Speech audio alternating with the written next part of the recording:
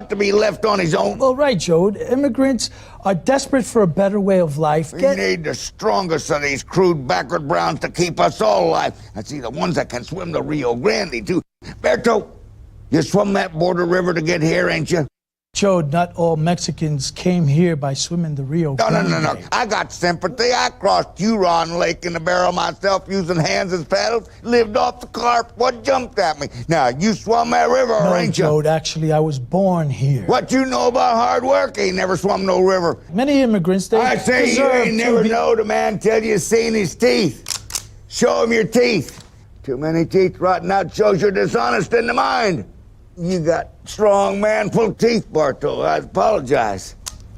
This is the Onion News Network. Yep, we still do email. Drop your email address in the entry box at freetalklive.com, and you'll be kept in the loop with Free Talk Live.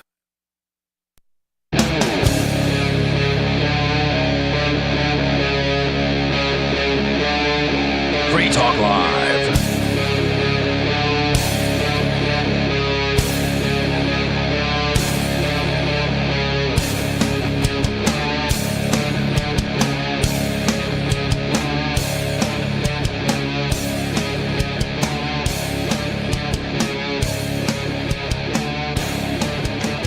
It's Free Talk Live. Talk radio that you control. 603-283-6160 is the phone number for you to call.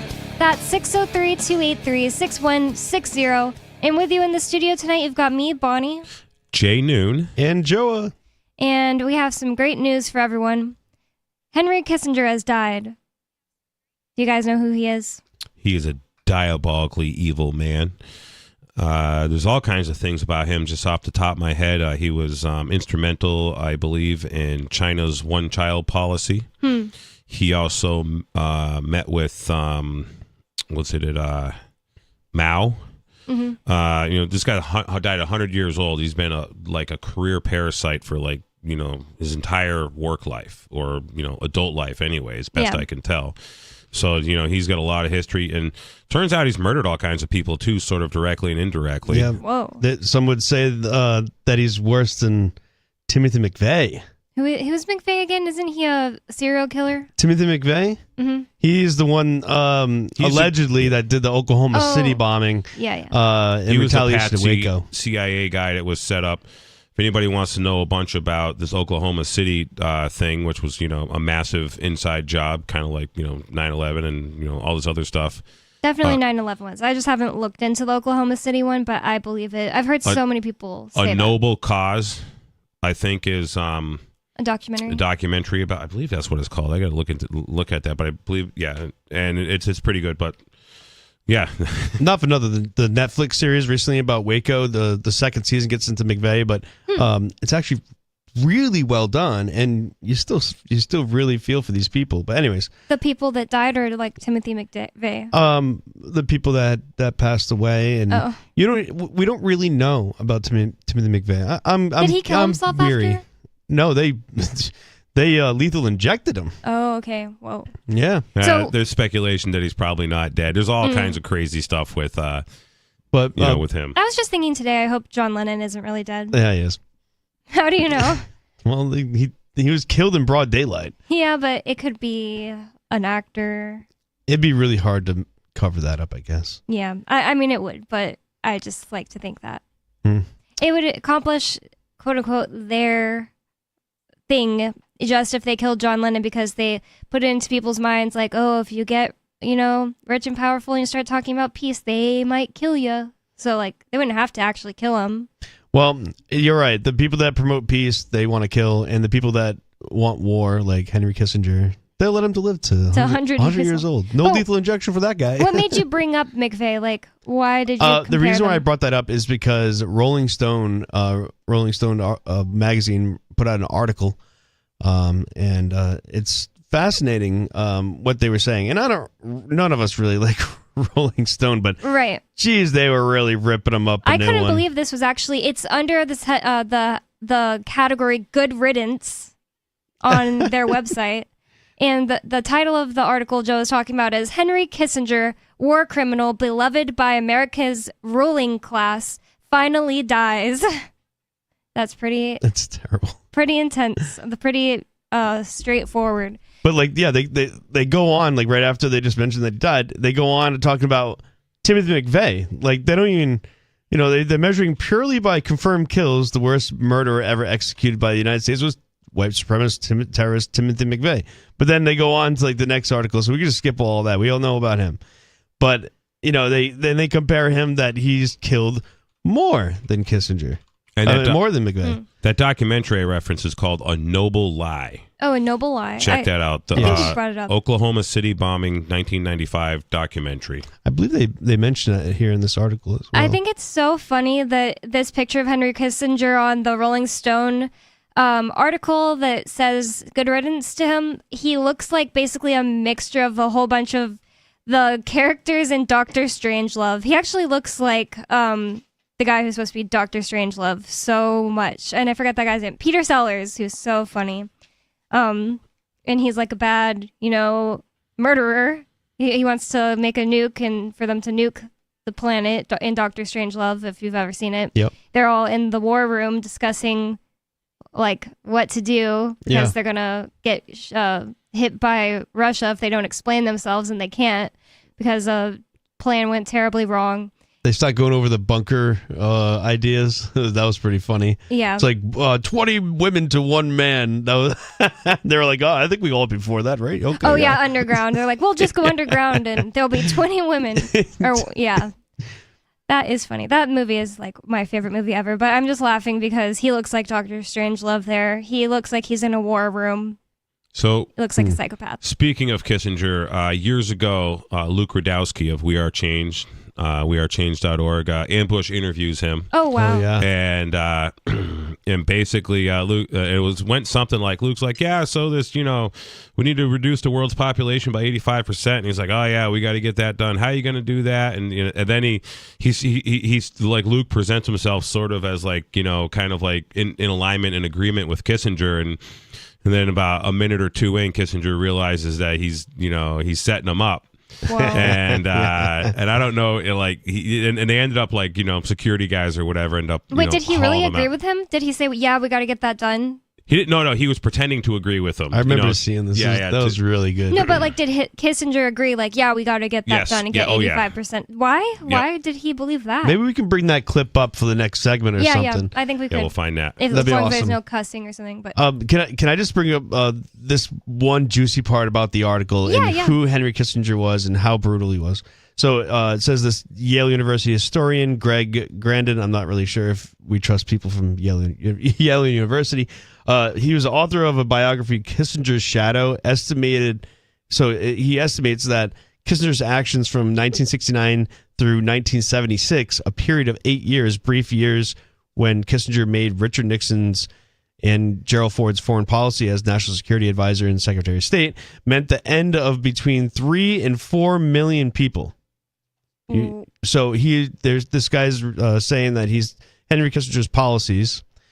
That includes crimes of commission. He explained as in Cambodia and Chile, in omission, like greenlighting Indonesia's bloodshed in East Timor, Pakistan's bloodshed in Bangladesh, and the inauguration of an American tradition of using and then abandoning the Kurds.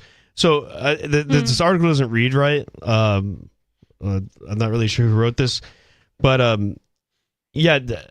he is responsible for a lot of policy changes which caused a lot of death around the world, and it's still to this day these policies. imagine what's going on with his soul right now. Oh, it's rotten. Imagine Burning in hell, if it exists, because Yeah. And the thing is and so many people the next several days, so many politicians in the coming week are going to be like, oh, Henry Kissinger, he was this great guy. He did so much for democracy and blah, blah, blah. Yeah, he did a lot for mob rule. You're probably right. Make a list of all the war criminals going to his funeral. When you see them on camera, make a list, because those people you will never, ever trust. It's a new holiday. Kissinger Day? Yeah, the God. LPNH, Libertarian Party of New Hampshire, made, I don't remember what the day is, but I think it's in September, the day that John McCain died, a holiday. Oh. And they shot fireworks that day. So sad. Sounds like a celebration when you shoot fireworks. Yeah, that's the whole idea. They shared the picture of Meghan McCain crying over John McCain's casket. Oh yeah. I know the meme was pretty mean. Yeah, it was mean, but Got a lot who of deserves attention. it? Yeah. Oh yeah. John McCain. Oh, and McCain his was terrible. kids. He like crashed 3 planes. Whoa, on Yeah. accident? Well, supposedly. He's just being bad? And how about this? Or He he's not good at flying? That's the least of what he did was crash planes. Not to like he was so instrumental in like creating and arming ISIS, and creating these enemies. Decades ahead of when they became actual enemies. As seems like what has been going on with See, the entire. And how did he learn all that? Because he got caught by the enemy. What a doofus! He got caught by the enemy, and Do you really believe that? Don't he's you think probably spilled beans? A lot enemy of to time- who? The enemy of the people, or because all these so-called enemies Same thing. they're just CIA propped up sock puppets is all they are. And there really is no in this modern day world warfare. There's no actual real enemies. Well- They're all just created. Well, it looks like we have a caller, so I'm going to go to them. Unscreened caller, what's on your mind? Are you talking to me? Yeah, I am. I was actually just trying to listen. I don't have the listen number. Oh, sorry. I don't know it off the top of my head. I just I'm going to put you on hold. That's so weird. That's a fun way to listen. Sorry, I'm not saying it's weird that he's just trying to listen like that. It's like the thing that popped up. Look, I know who that guy is. Oh, I don't. So anyway, 603-283-6160 is the phone number for you to call if you'd like to get in on the conversation. It also reminds me something that I didn't get into yesterday. I mentioned, but I didn't say it. We can talk more about it later if you guys want. I went and picked up, I don't know how many computers and laptops and computer equipments from the FBI. And I don't know what to do with them now. They're just sitting in my car. Oh, But wow. From the 2016 raid on Ian's house. Wow. 2016, 8 years later. Yep. 7 years later, you're getting stuff. Yep. You have to like take them to court over it. They don't just give it back. And usually they don't give you any back at all, but they gave us back because we got lawyers to make them. So that's kind of a thing to celebrate. Yeah, it's a small win. It's a shame that you have to hire lawyers, spend tens of, hundreds of, whatever, thousands of dollars just to sort of protect your rights. And lawyers aren't even good at that. They can't even protect your rights. Their allegiance is to the bar association. Their allegiance is to the judicial pension fund if they have ever held a job working in a judiciary. It's ridiculous. Yep. I agree. I mean, the ones that you can get some that seem very genuine and nice, and like they believe that they're doing good things and they'll end up helping you. But it just seems that it's just human nature. If your incentive isn't in the right place, you might not be doing that as good as you could be. So I've had talks with many lawyers, and I've definitely met a handful of these guys that are just what you said, nice. They like maybe really want to help.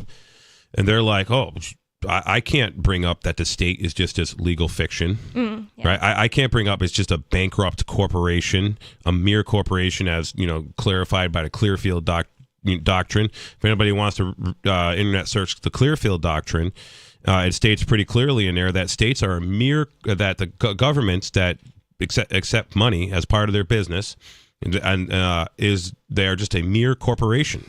And they're all trustees and bankrupts. I mean, they're all just these corporate corporate fictions created by the United States Corporation. And the United States Corporation filed for bankruptcy at the Geneva Convention in 1932. Wow. So the state of New Hampshire, the city of Keene, the Keene Water District, for example, all these things are just bankrupt corporations, bankrupt municipal corporations. Because the mother corporation or the father corporation, whatever they call it, went bankrupt, and I know a lot of towns, maybe Keene has already done it, and there's different shell companies they put the label under, but the UN has involvement with waterways, and specifically one in my hometown was the American Water Waste Agency, and it was using UN policy to enforce and basically take over during an emergency over the waterways. Yep. And the contract wasn't complete in my hometown, so they literally didn't even put in there that once they take over, they don't have to give it back. and it literally like a week later, there was a lot of flooding. They took over. They never gave it back. Now the American Waterways Agency is there in town, just doing everything that the town was doing, just now on their terms. And it's the UN. It's the UN doing it. Yeah, this guy Dave Kopaz, years ago, he used to do this. He still does a Facebook thing called the Red Pill Politics Show. But he used to go to gun clubs all over like Western Massachusetts and New York, and he would talk about Agenda 21 and all these sustainable development United Nations things. So what you have is United Nations building codes. So like when you go out to like Arizona and Colorado and like, you know, places that are newer, like newly developed, like, you know, this house here, it could be 200 years old that we're sitting in here in Keene. It's from 1890. So, it's a little over 100 years old. But like, you know, a lot of the stuff in Arizona and around Phoenix and Denver, you know, Nevada, there's a lot of that's new construction. So they have all these homeowner associations type places where the houses are just cookie cutter. You know, there's 5 designs and every 5th house is the same thing. And, you know, it actually looks like a gated prison community as far as I'm concerned. I hate the look of them. And that's what I partially grew up in, like in Texas when I lived there. Yep. Everything looks the same. It's cookie cutter. It's the first home my dad ever owned, I'm pretty sure, was one of those cookie cutter houses. And it drives you kind of crazy. Well, anyways, boring. Pulte Homes, which is like the Walmart of homes. My mom lived in a community out in Colorado. Was Pulte Homes. Actually, it burnt shortly after she moved away. Firestone, Bloomfield, Colorado. Not Bloomfield. Did like 10 houses around get caught up in the fire because they're so close together? You couldn't drive a full size pickup truck between the houses. Whoa. They were basically like 1,500 square foot or 2,200 square foot lots with like 2-level 3,000 square foot houses on them. And they were, but anyways, that whole area like burnt a few years after she moved. But when I was out there, the girl I was dating at the time, she was very interested in, looking up this, Agenda 21 stuff. And she was, and this house that my mom's in is like a year old. It's like, literally really poor construction. The seams are cracked everywhere. There's mold issues in it. There's all kinds of problems happening. And it was basically all these houses. And the company that I think they've gone bankrupt now, or they were going for bankrupt, but they basically got like several $1 million for this particular project. It was like called Yuppie Hipster Canyon Ranch something. And it was so it's a bunch of tech people and a bunch of parasite class and a bunch of financials. That's always what their names are like too. Like the one I lived in Texas was called Saddle Creek Ranch. Sounds just like all of them are something like called that. So I don't remember exactly what it was called, but they all had like these, stupid fancy names because of some ranch that might have been there, within the past couple hundred years. Yeah. And, the thing is the whole Front Range was all ranches back then, so they just name it after whatever. Mm-hmm. So the UN, United Nations, gave like several $1 million in a grant to Pulte Homes to basically build it to what's called UN building construction codes. And so, like Colorado and the city of, basically, whatever. It's designed for tactical teams to break into your home efficiently. That too. Well, the thing is, I'm just guessing. And a whole bunch of these houses just like burnt like real quick. And when you build a whole bunch of homes right next to one another on a high desert, I mean, what do you think's going to happen? Is it for them to be able to easily use a laser and just like start a wildfire in a bunch of people's houses? I think what it is to build houses that are basically purposely garbage. So like in Arizona, the way they're building these houses is they literally frame the house out. It's all 2x6 studs. And then they put up a piece of OSB, which is particle board, just in the corners to stabilize the house. And then they run what's called this wire lath or like mechanical wire.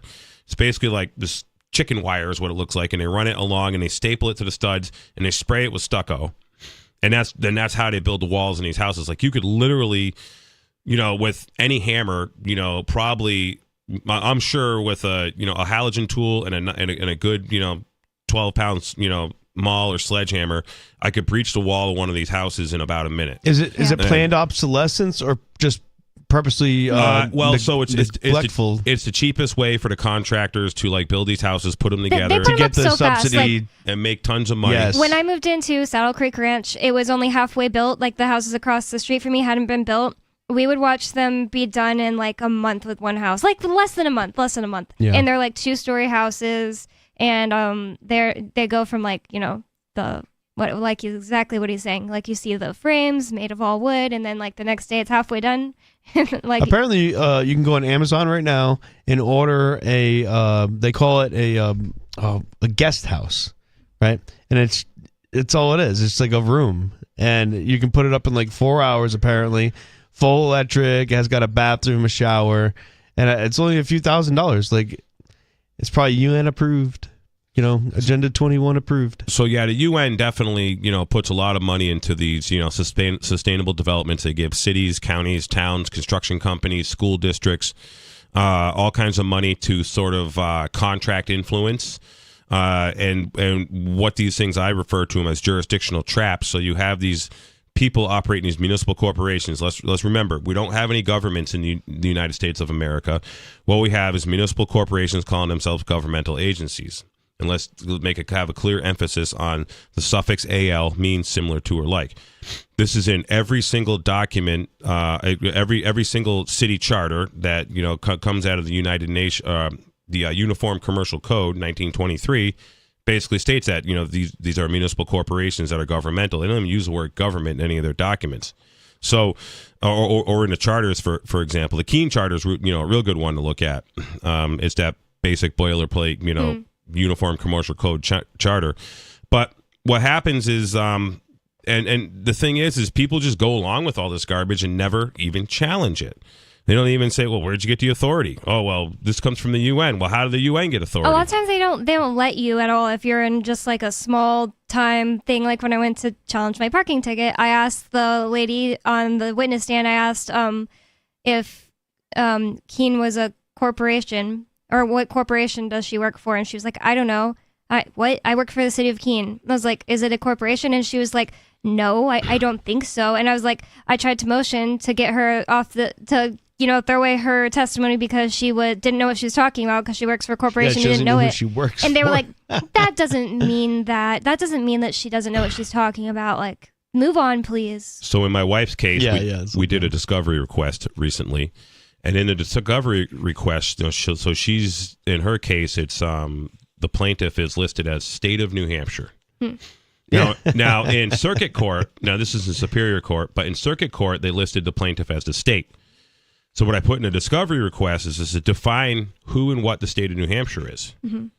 Because if you look up the word state in the statutory construction manual in New Hampshire, it says state, United States, territories and districts, and the District of Columbia is basically what it defines the state as.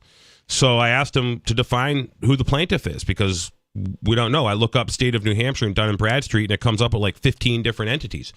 So, you know, who is the plaintiff? I have the right to face my accuser. And they're like, no, we're not going to answer that question. Yeah. We don't have to answer that question. It's like perfect for appeals. Oh, I know. It is. Yeah, absolutely. I mean, these guys are so crooked. It is, well, this is just what happens right before an empire collapses. Well, more coming up about Henry Kissinger dying, the disgusting ruling class that calls themselves the government. It's Free Talk Live. More coming up. 603-283-6160.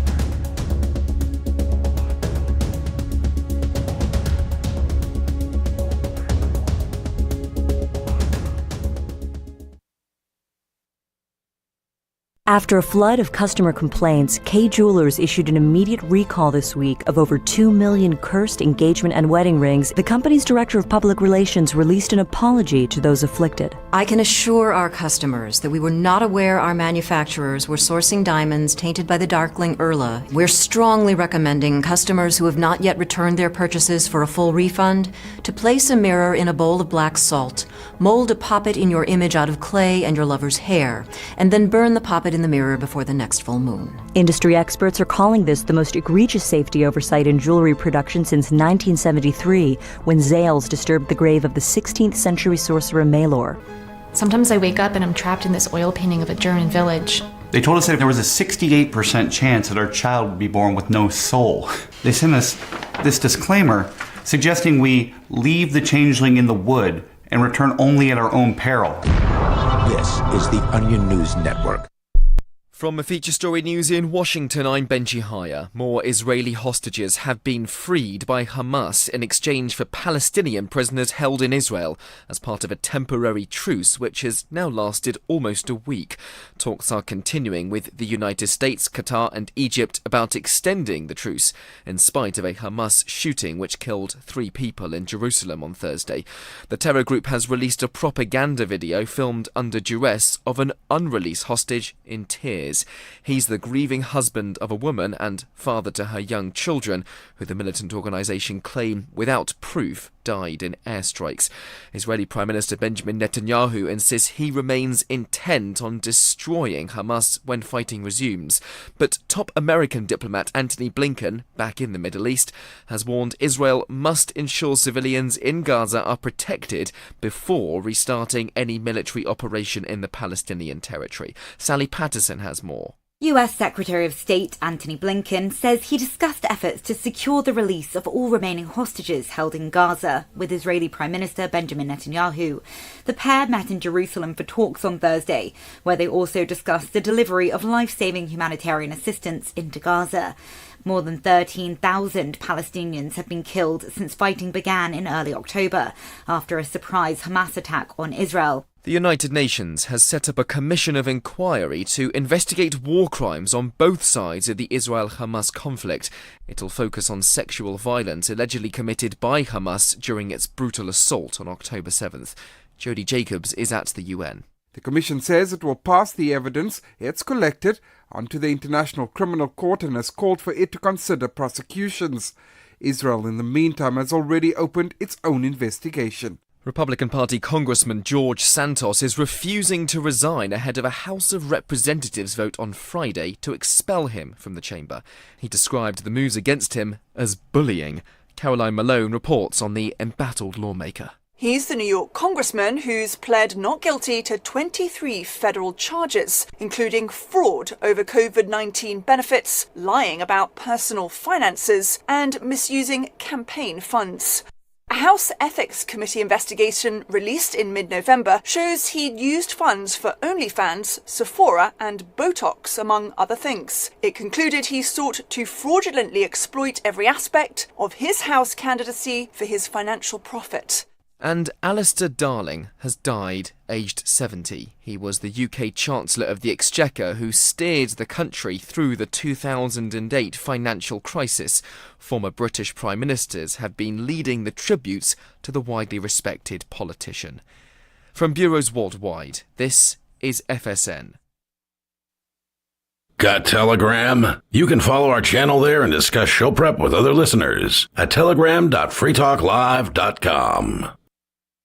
I just wanted to know, what do you mean when you said illegal we do immediately, unconstitutional takes a little longer, the WikiLeaks document? What do you mean by that? Come on. No, I mean it came out WikiLeaks. Yeah, I mean there's another stuff on it. It's Free Talk Live. It's talk radio that you control. And 603-283-6160 is the phone number you can call. That's 603-283-6160. And with you in the studio tonight, it's me, Bonnie. And Jay Noon. And Joa. And you might have been hearing some audio I was accidentally playing on the air, but it is the video of Luke Rudkowski confronting Henry Kissinger, so we're going to get into that here in a second. But I just wanted to let you know about Dash. Dash is a cryptocurrency designed to be used for spending.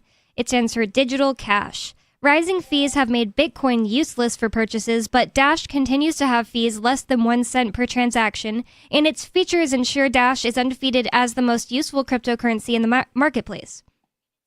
From a technical standpoint, Dash transactions are irreversible, and its network is protected from 51% attacks by their Chainlocks technology. There's no need to wait for a confirmation before considering a Dash transaction complete, so it's great for merchants.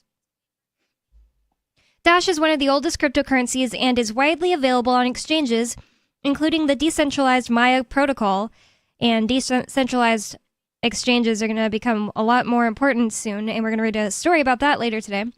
And in multi-crypto wallets, it's easy to get and use Dash. Start by learning more at dash.org. And a big thanks to the Dash DAO for sending us 32 Dash per month to promote Dash on the air. Visit dash.org to learn more about Dash. Dash.org. So I'm just going to go into our phone calls and thoughts first. We do have Ricky on the line. Ricky, what's on your mind? Thank you there, Miss Bonnie.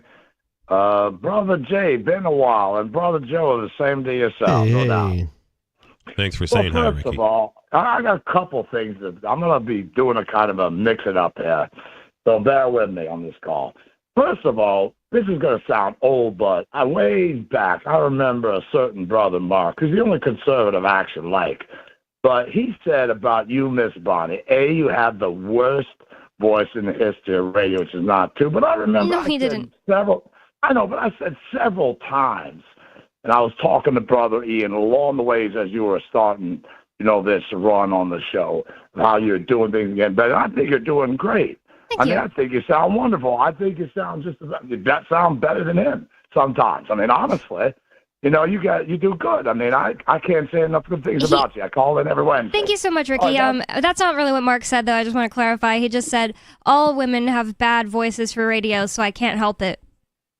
No, is that what he said? No, Yeah. actually, Brother Ian said something different. No, Ian said that my voice is good and he loves my voice, so. No, It was Mark. Ian said, Brother Mark said that you have the worst sister voice in radio. Oh, I don't think yeah, so. no doubt. I thought that was terrible because your voice is just fine. Well, thank you. Yeah, there's Actually, definitely been it's some. funny. Probably Mark thinks the same about myself, and he probably makes fun of my accent in private, no doubt. You have a great That's radio all right. voice, Everybody Rick. does. Well, thank you very much. But now that we got through that, another thing I want to go before I get into the important things about Kissinger. Last night when I was saying about things about a certain guy, that was a different caller. I thought about that because you were actually on the phone with me. This is the guy. Then you were on the phone with me, and I did rehashed the same calls. What I did, and it was not the guy that was at Ian's trial. It was another guy. Yeah, he called and says he's a good guy and all this stuff, and I called him a statist. Yeah, it's a different guy, and this guy definitely was not, because there's no way anybody can do 100 high-speed chases like that and not kill somebody or himself. Interesting. I didn't ridiculous. remember the high-speed thing about, yeah, so he it said sounds he had right. It's probably 100. He was proud of it. He had 100 high-speed DUI chases. That's terrible. Ridiculous. Who's this again? I don't really know who he's talking about, unrealistic. but Ricky said that somebody called in and said that they were a cop or used to be a cop or something, and that they have done 100 DUI chases, high-speed chases. He's probably right. It's If it's unreality. That's out of touch with reality. it might not Plus, be it'd be dangerous. Yeah, All the right, guy might that have been being lying said, about so it's Seems not the same exaggerated, man. if anything. I know, it's ridiculous. I think the man's not even a cop. I promise you. Well, I what'd you know. have to say about Henry Kissinger? Okay, now this is horrifying because Ricky from the Commonwealth made his famous predictions in that. What's really scary is I said this morning. I was listening to MSNBC, and that's my liberal version of the Wall Street Journal. And here's what was said. Get this. This is this morning. Yesterday morning, rather.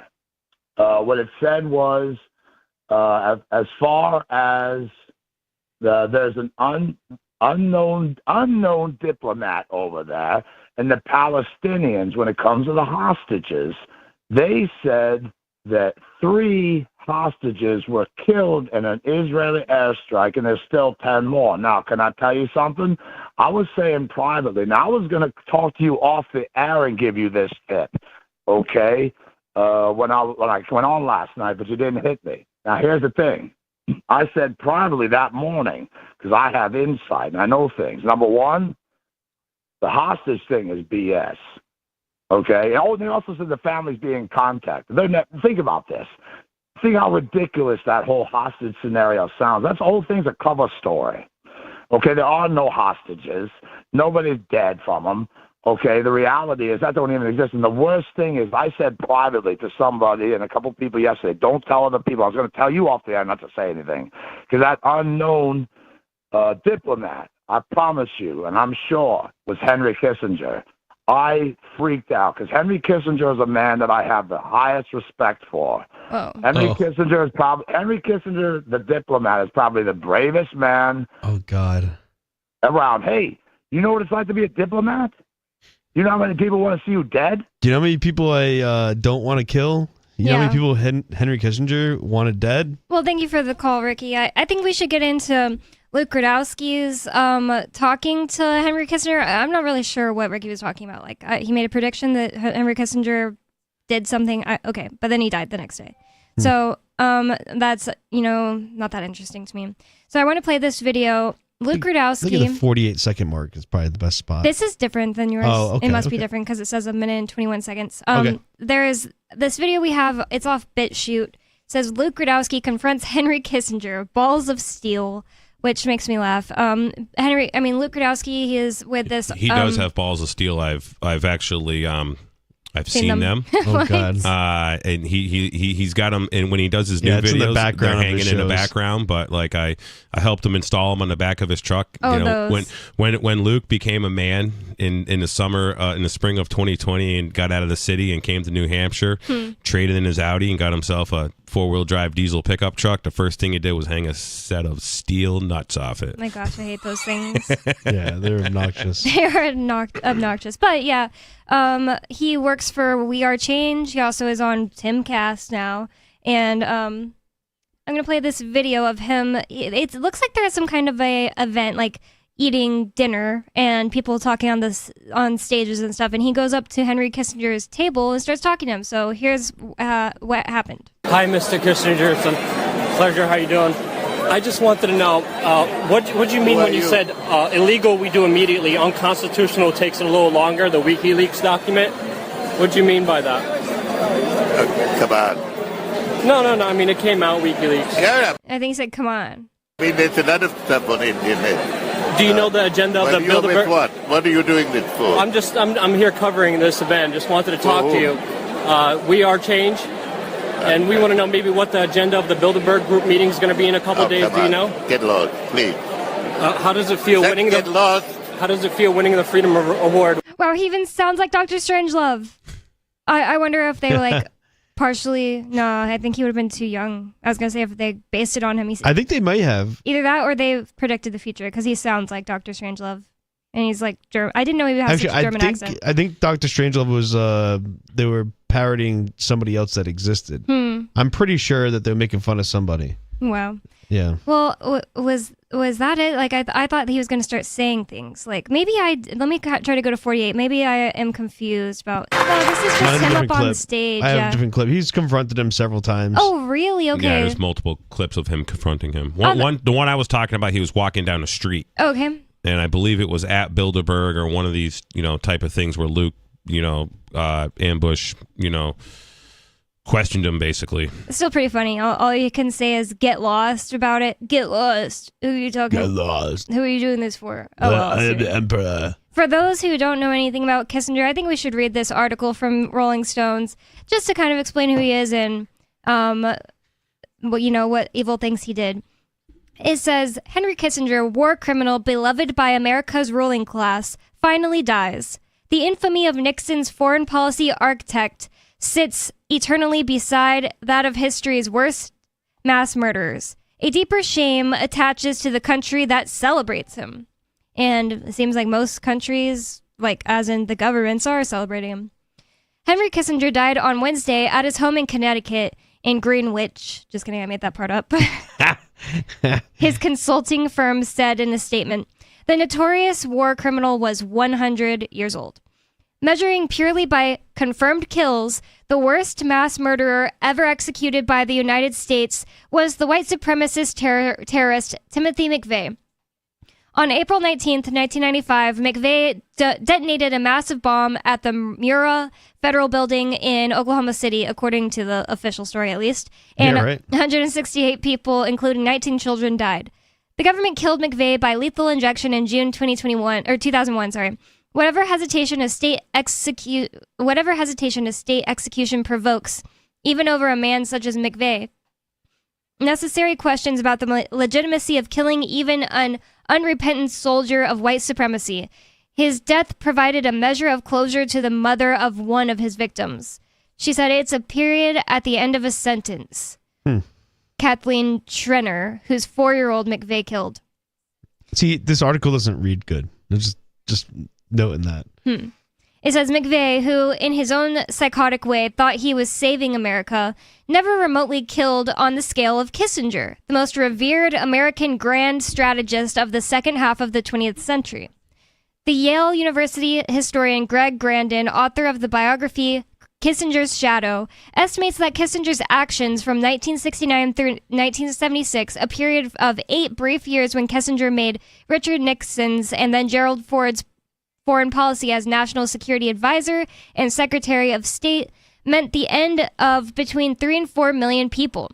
That includes crimes of commission, he explained, as in Cambodia and Chile, and omission, like greenlighting Indonesia's bloodshed in East Timor, Pakistan's bloodshed in Bangladesh, and the inauguration of an American tradition of using and then abandoning the Kurds.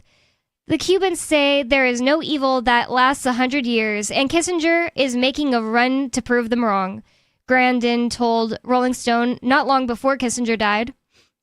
There is no doubt he'll be hailed as a geopolitical grand strategist, even though he bungled most crises. I'm not sure what bungled means. Screwed up, messed up. Leading to escalation. He'll get credit for opening China, but that was de Gaulle's original idea and initiative. He'll be praised for Detente, and that was a success, but he undermined his own legacy by aligning with the neocons. And of course, he'll get off scot-free from Watergate, even though his obsession with Daniel Ellsberg really drove the crime. So this guy's just got his feet or his hands in a whole bunch of different pots. Oh, yeah. Like, he seems to be behind a whole bunch of things that are just bad. I don't know how he was able to influence. I didn't see him, or I never saw like video of him as younger. Mm-hmm. But he didn't seem like a very influencing person, as very old. But because he has such repertoire of over the years. But I like to maybe watch one of his older videos and see how his demeanor was and how he tried to sell himself, because I don't know how people went along with him. It's weird how that kind of thing works, though. Like, Hitler was not cute and not very, like, charismatic to me, you know? You could say the same thing about Biden. He's not. You know, and the reason, you know, the Biden crime family is, got all these, billions of dollars or millions of dollars or whatever from China and Ukraine, is just because of the political connections. And, and Biden's just been a career politician, for example, his entire life, literally has produced nothing, has done no good for anyone. They're just masters of ignorance is what it is. And what they are is they're psychopaths that'll stop at nothing to gain power and gain power. They've sold their souls to the devil a very long time ago. All these guys. I mean, if you want power, all you need to do is just be willing to just do immoral acts. And if you don't get caught early on and you get good at it and you learn how to, bribe people, you learn how to, engage in blackmail, and this is, Jeffrey Epstein was, very instrumental in, this particular process. I think what Jeffrey Epstein did was, well, I think we give him way too much credit. I don't think he was even one of the main blackmailers out there. I think there's bigger ones. You're probably right, but anyways, he was a blackmailer, and Jeffrey Epstein's story with his pedo island, where Bill Clinton went to, and I don't know if Kissinger went there, but Gates was there, and his things with Bill Richardson, the governor of New Mexico, and their eugenics programs and all this stuff. They literally had cameras set up, and they would. And the idea was to record politicians with these 14-year-old girls that, the politician thought, well, maybe she was 18 or whatever. Even in there's politicians who are into boys. There's, all these corrupt people, and Epstein built this massive, show of wealth. And these bank accounts with all these money off and investments and whatever off literal blackmail. And like Joa says, Epstein's like one of the guys that get caught. So we know there's much bigger fish out there. And I honestly think Epstein is sort of irrelevant because Google knows everything about everybody now. And the algorithm, and AI can compute all that data. That's why it sounds like that is a really terrible thing that Epstein might have done, but I don't believe that that's like the worst of what he was doing.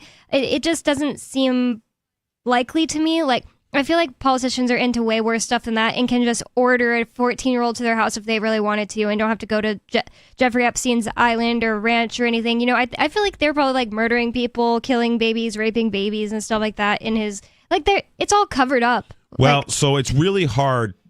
So it's better to go to a private island for these guys where technically there's no law. Right, so like Christopher Columbus, who's a rapper there, Mos Def. He does. I believe he was a guy. His name's really Christopher Columbus. No. Christopher Columbus. I was talking about the guy who sailed from Spain. Yeah. Mm-hmm. 1492. Right. So there's a rapper, Mos Def, who he talks about how Christopher Columbus was the original Jeffrey Epstein. Dang. And he goes into how the purpose of Christopher Columbus's voyage was to find a place where there wasn't against the law to rape children, because if you raped in Spain, you were castrated. If you raped a child, you were castrated, and then you were burnt alive, which I believe is like a good remedy for rapists, for those who do those things to children. Here in the United States, where people have guns, if somebody goes and is raping children, and they catch wind of it, and their father wants to go do something about it, or someone wants to get some justice, it might happen here, but it's not quite likely going to happen on Epstein's Island. That's why it was called Pedophile Island. This was a known destination. I was talking about Epstein's Island literally in high school. Whoa! In fact, I didn't know that was like. Oh yeah, it was definitely a thing, and I had so many people tell me I was crazy. Whoa! And then when this all came out, I got a bunch of text messages and Facebook instant messages from friends I went to high school with, and they're like, "I remember you talking about this in the '90s, dude. I really thought you were just nuts." and I was like, "Yeah, it's and I was listening to like Alex Jones before the World Trade Center, inside job. And Alex Jones was calling it, essentially saying that there was probably going to be an attack on the Twin Towers. I didn't know that. And because I graduated high school in '98, and so I was running my gay business, doing my things, and I was listening to a lot of late night radio, and Alex Jones was on there quite a bit, and and then but yeah, this.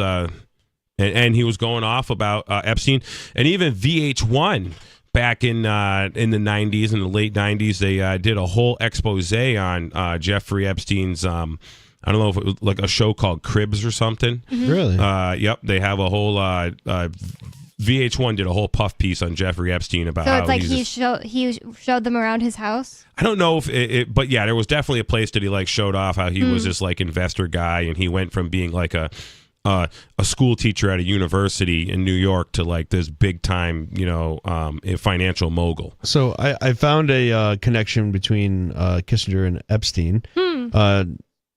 I guess Joshua Cooper Ramo, he's a FedEx board member.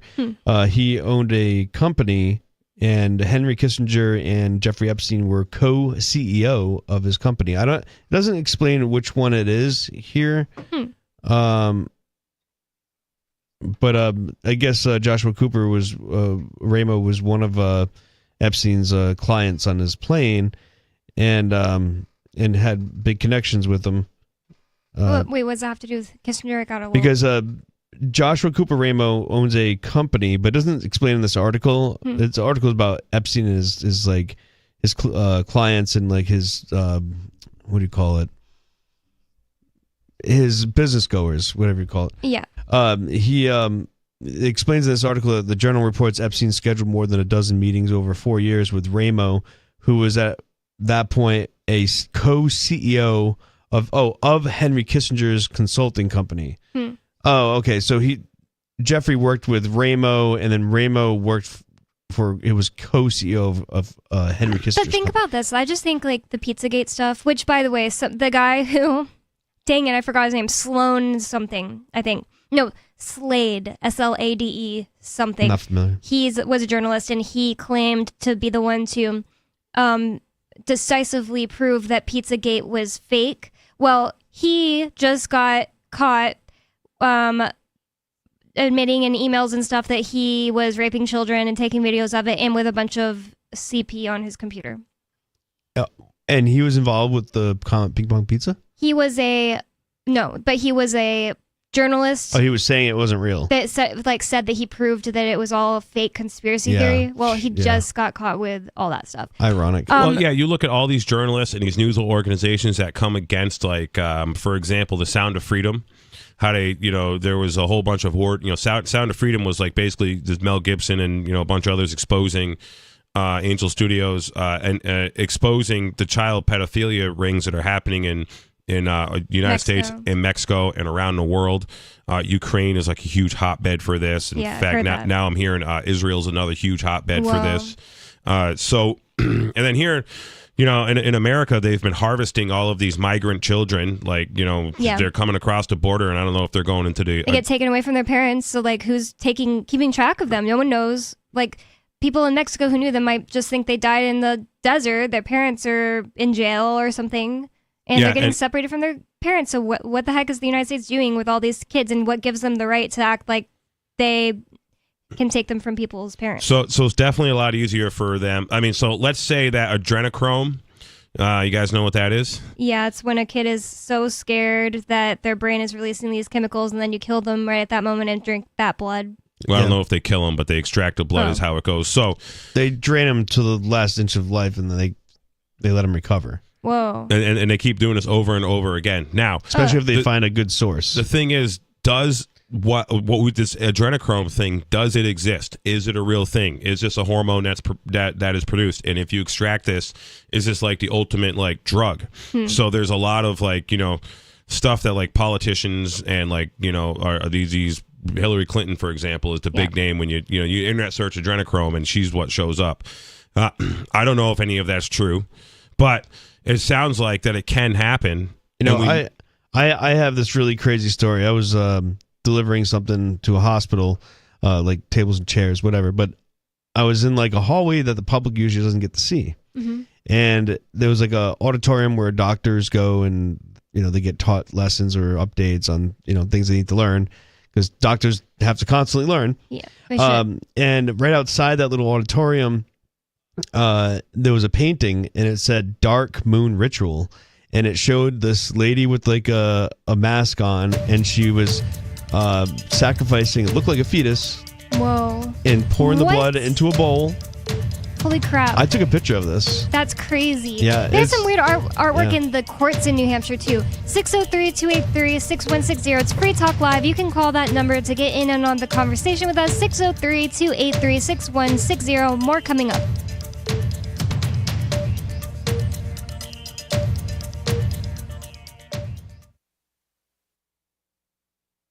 The Free State Project has reached its goal of 20,000 liberty lovers who've pledged to move to New Hampshire and get active to achieve liberty in our lifetime. Perhaps you're trying to figure out what part of New Hampshire should be your destination.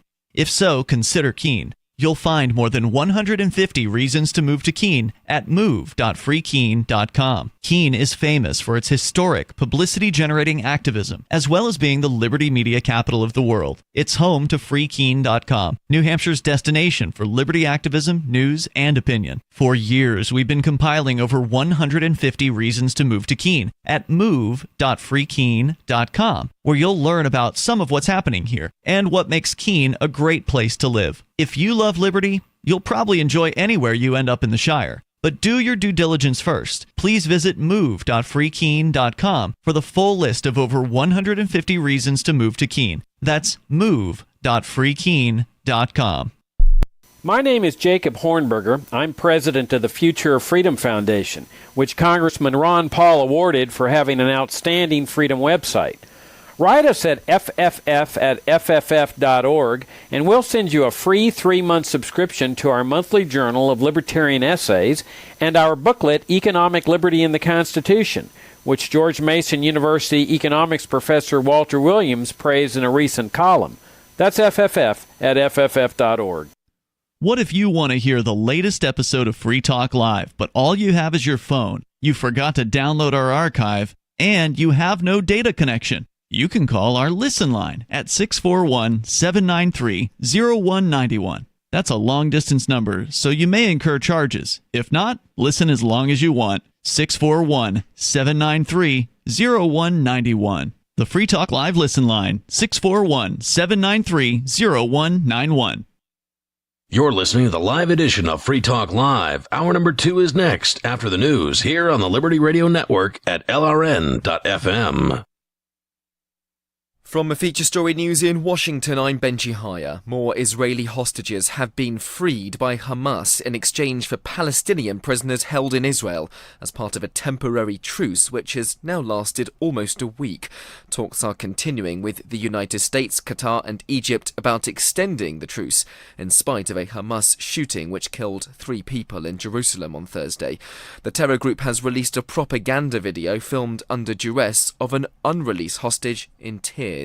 He's the grieving husband of a woman and father to her young children, who the militant organisation claim, without proof, died in airstrikes. Israeli Prime Minister Benjamin Netanyahu insists he remains intent on destroying Hamas when fighting resumes. But top American diplomat Antony Blinken, back in the Middle East, has warned Israel must ensure civilians in Gaza are protected before restarting any military operation in the Palestinian territory. Sally Patterson has more. US Secretary of State Antony Blinken says he discussed efforts to secure the release of all remaining hostages held in Gaza with Israeli Prime Minister Benjamin Netanyahu. The pair met in Jerusalem for talks on Thursday, where they also discussed the delivery of life-saving humanitarian assistance into Gaza. More than 13,000 Palestinians have been killed since fighting began in early October after a surprise Hamas attack on Israel. The United Nations has set up a commission of inquiry to investigate war crimes on both sides of the Israel-Hamas conflict. It'll focus on sexual violence allegedly committed by Hamas during its brutal assault on October 7th. Jody Jacobs is at the UN. The Commission says it will pass the evidence it's collected onto the International Criminal Court and has called for it to consider prosecutions. Israel, in the meantime, has already opened its own investigation. Republican Party Congressman George Santos is refusing to resign ahead of a House of Representatives vote on Friday to expel him from the chamber. He described the moves against him as bullying. Caroline Malone reports on the embattled lawmaker. He's the New York congressman who's pled not guilty to 23 federal charges, including fraud over COVID-19 benefits, lying about personal finances, and misusing campaign funds. A House Ethics Committee investigation released in mid-November shows he'd used funds for OnlyFans, Sephora and Botox, among other things. It concluded he sought to fraudulently exploit every aspect of his House candidacy for his financial profit. And Alistair Darling has died, aged 70. He was the UK Chancellor of the Exchequer who steered the country through the 2008 financial crisis. Former British Prime Ministers have been leading the tributes to the widely respected politician. From bureaus worldwide, this is FSN. With FSN Spotlight, I'm Simon Marks, looking today at the latest developments in the never-ending dispute between the UK and Greece over the Elgin Marbles. In an astonishing move this week, the UK's Prime Minister Rishi Sunak abruptly cancelled a meeting with Kyriakos Mitsotakis, the Greek Prime Minister. He was already in London when the encounter was scrubbed, and author Victoria Hislop was at an event with him when suddenly Downing Street pulled the plug. I'd say a sort of borderline outrage, to be honest. We've now been given this statement by a spokesman for Sunak that he'd said he wouldn't use the visit to relitigate long settled matters relating to the ownership. Well, it's not been long settled. This whole issue has never been settled. I would say 100% of Greeks believe that, this is a discussion that needs to be had. And if their prime minister had come back and not brought it up, they'd have wanted to know why. The Greeks are really dismayed by it. It's a huge slight against their prime minister. The UK government's critics argue it's the latest example of Prime Minister Sunak trying to improve his dire approval ratings through a series of jingoistic moves. The Elgin Marbles were brought to Britain from what is now Greece in the early 19th century and are a central point of contention between London and Athens. Our top stories again. More Israeli hostages have been freed by Hamas in exchange for Palestinian prisoners held in Israel as part of a temporary truce which has now lasted almost a week. Talks are continuing with the United States, Qatar and Egypt about extending the truce in spite of a Hamas shooting which killed 3 people in Jerusalem on Thursday. The United Nations has also set up a commission of inquiry to investigate war crimes on both sides of the conflict. That's the latest feature story news. I'm Benji Haya in Washington. It's the Onion Radio News. JCPenney abandons its 45-second sale. This is Doyle Redland reporting. Word came today from JCPenney headquarters in Plano, Texas, that the retail giant will discontinue its 45-second sale. The bargain bonanza, in which all JCPenney merchandise is discounted by 60% for 45 seconds starting at 1 p.m. daily, simply wasn't pulling in enough revenue. CEO Alan Questrom. The 45-second sale drew very strong customer response, but regrettably, only a handful of shoppers actually got to capitalize on our fantastic prices due to the horrific injuries they sustained during their stampede to the cashier. Questrom added that plans are in the works to create a longer 2-minute sale intended to give frantic shoppers at least a fighting chance to enjoy incredible store-wide savings. Doyle Redland for the Onion Radio News, online at theonion.com. This is the Onion News Network. Our Matrix server is about as free as internet chat can be. Join the existing rooms or create your own at chat.freetalklive.com.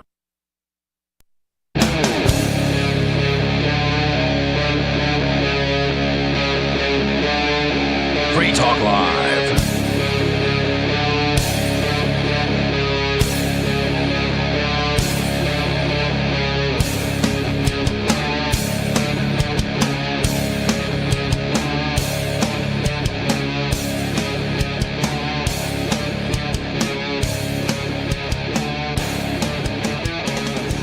It's Free Talk Live, talk radio that you control.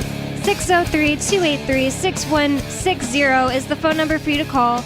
That's 603-283-6160. And with you in the studio tonight, it's me, Bonnie. Jay. And Joa. And Jay has something he'd like to share with the listeners, so you can go ahead, Jay. So as many of you guys know, I am very passionate about investing in our posterity. So this year at Anarchapulco, I will be doing a presentation on how not to screw up your kids, basically, is almost really the bottom line of my presentation. So we're going to I'm going to talk about how not to screw up your kids, and which a lot of people are doing sort of unknowingly. And also going to talk about how you can invest in our posterity even if you don't have kids. So this is going to be at Anarchapulco, which is going to be, I believe, February 11th through 16th. In Acapulco,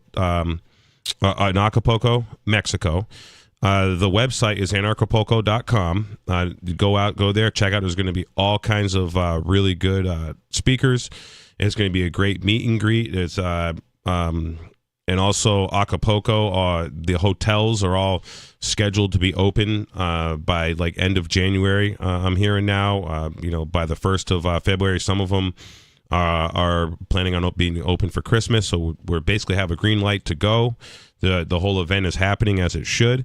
So go to anarchapulco.com, and if you go to buy your tickets and use the promo code J, that's JAY, you will get 10% off of your purchase there. And it's going to be a good time. I'm going to be there for also the week after for what they call Agriforco, which is sort of like, a Fork Fest type situation happening down there. There'll be all kinds of different events going on. In fact, I'm hoping to be able to have a blacksmith place, a shop to do some blacksmithing during Agriforco. The man camp stuff that I do at Pork Fest. So anarchapulco.com, coupon code J. Nice. Well, thanks for sharing that. I did find the correct video, by the way, that Joa and Jay were talking about, where Luke Rudkowski of We Are Change confronted Henry Kissinger. So that's what is going to be playing now. Hey, good to see you. Just a simple question. What did you mean by depopulation should have been the priority of U.S. foreign policy against the third world? Shame me. I'm not wanted for mass murder in different countries, unlike you, sir. Just this shame. How does it feel? All the millions, all the dictatorships, all the overthrows. We'll be held accountable for them one way or another. Good job, Blue. Nice. Well, I thought there was more conversation there than that, but that is he still doesn't pretty give good. much of an interview I'm glad at he all. got to say that to him, but all the guy says is shame on you. It's ridiculous. Shame on you. And it's just like, shame on him. What world is it shame on Luke for saying that to him? Like, he's the one that killed people. In his world, he is part of the oligarchy class. He is part of the ruling class. Mm-hmm. So he thinks that like everyone else is like this subculture of peasants that they just own. Yep. And that's the way these guys operate. That's, and that's the way, I mean, this is the way that anyone who gets power that has an agenda operates. And, when you're in these positions of power and like you're born into them, like Hunter Biden, for example, you just see that, these people just become diabolically evil. They become wrapped up in all kinds of stuff.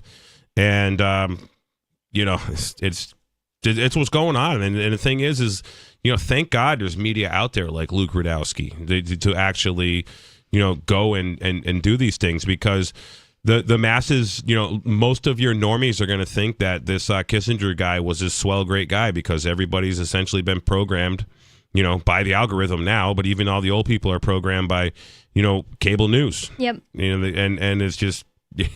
Without people like Kissinger, we would be all dead right now. That's what apparently Ricky thinks. I don't usually judge people based on how their voice sounds, but he just sounds like he developed an evil voice. Sort of like, Klaus Schwab. Right. I'm Klaus Schwab. You're going to own nothing and love it. Zelensky, he's another one. He's got one of these like, fake Dr. Evil voices. Even Joe Biden. Who's the other guy? Netanyahu. Yeah, he's got that really deep voice, like really? He wants to like murder everybody. I haven't actually heard him talk, but I saw him holding up a map that said future Israel, and it's all Israel. It's all covered. There's no Gaza. Good thing you brought that up though, because like there was this new documentary out. I highly recommend it. It's called Israelism, and it has to do with Americans taking their pilgrimage to Israel for their Jewish, heritage, whatever, and tradition. And they get suckered into joining Israeli forces. Whoa. So about 1,200 Americans each year join Israeli forces to run checkpoints and raids, and who the heck knows what they've been doing right now, if even Americans are even allowed to fight in this war of a sorts. But it's... sorry, that was me. That was me playing Luke again. But yeah, it's a fascinating perspective, because it's actually the kids are the ones who are exposing it. The kids that are going on these pilgrimages and coming back and like, you mean the kids of the people who go on, like the children of the guy, the American that goes on his pilgrimage to become an IDF soldier, their children are exposing it? Well, the kids that are actually going and doing it. Oh, they're so just by like really kids, young? you're meaning they're like 18, 19, 20? Yeah, okay, they're just like, they're 18 years old. They go on these pilgrimages paid by this like wealthy billionaire Zionist. He admits he's a Zionist in this documentary, and like he's like, yeah, I'm a Zionist. He's like laughing about it. I'm like, what? How evil is this? And then you see these Americans running checkpoints on Palestinians and witnessing Palestinians get beaten and all kinds of things. And they don't say anything until this documentary came out, because they finally had enough, and like we can't allow Americans to go and do this. What exactly is a Zionist? Well, they believe in like the creation of Babel, which is really metaphoric now, because they know they can't reach the heaven by building a tower. But it's a method of basically depopulating the world, I think, for just a chosen few, which is like probably these global elites and their own methods. And you probably know more about it, Jade, than I do, but I'm pretty sure it's about end times. The Zionist is like this, culture of people who basically want to rule the world and control everything. From what I understand, I'm not like, I don't have a textbook definition of what a Zionist is, but they came out of like somewhere around the Ukraine, Khazar or something. There's a whole bunch of, and there's a million definitions depending on who you're going to talk to about it and who you're going to ask and what their political slant is or their cultural beliefs are. So are they actually a whole bunch of people who converted, that were Ukrainians and converted to Judaism? Well, It's called like the Khazar. It's basically where Ukraine is now, but like hundreds of years ago, okay. it was like this Khazar region, and the lineage or the history goes way back, and they've always just, sort of caused trouble everywhere they've went in history. It seems like, but I can tell you, everyone I know that is of Jewish descent, literally everyone I know that is of a Jewish descent. First off, many of my Jewish friends, are like really honorable. Actually, all of them are. They're good people. They're generous. They're well-meaning. They have good aspirations, and they all except Mikey.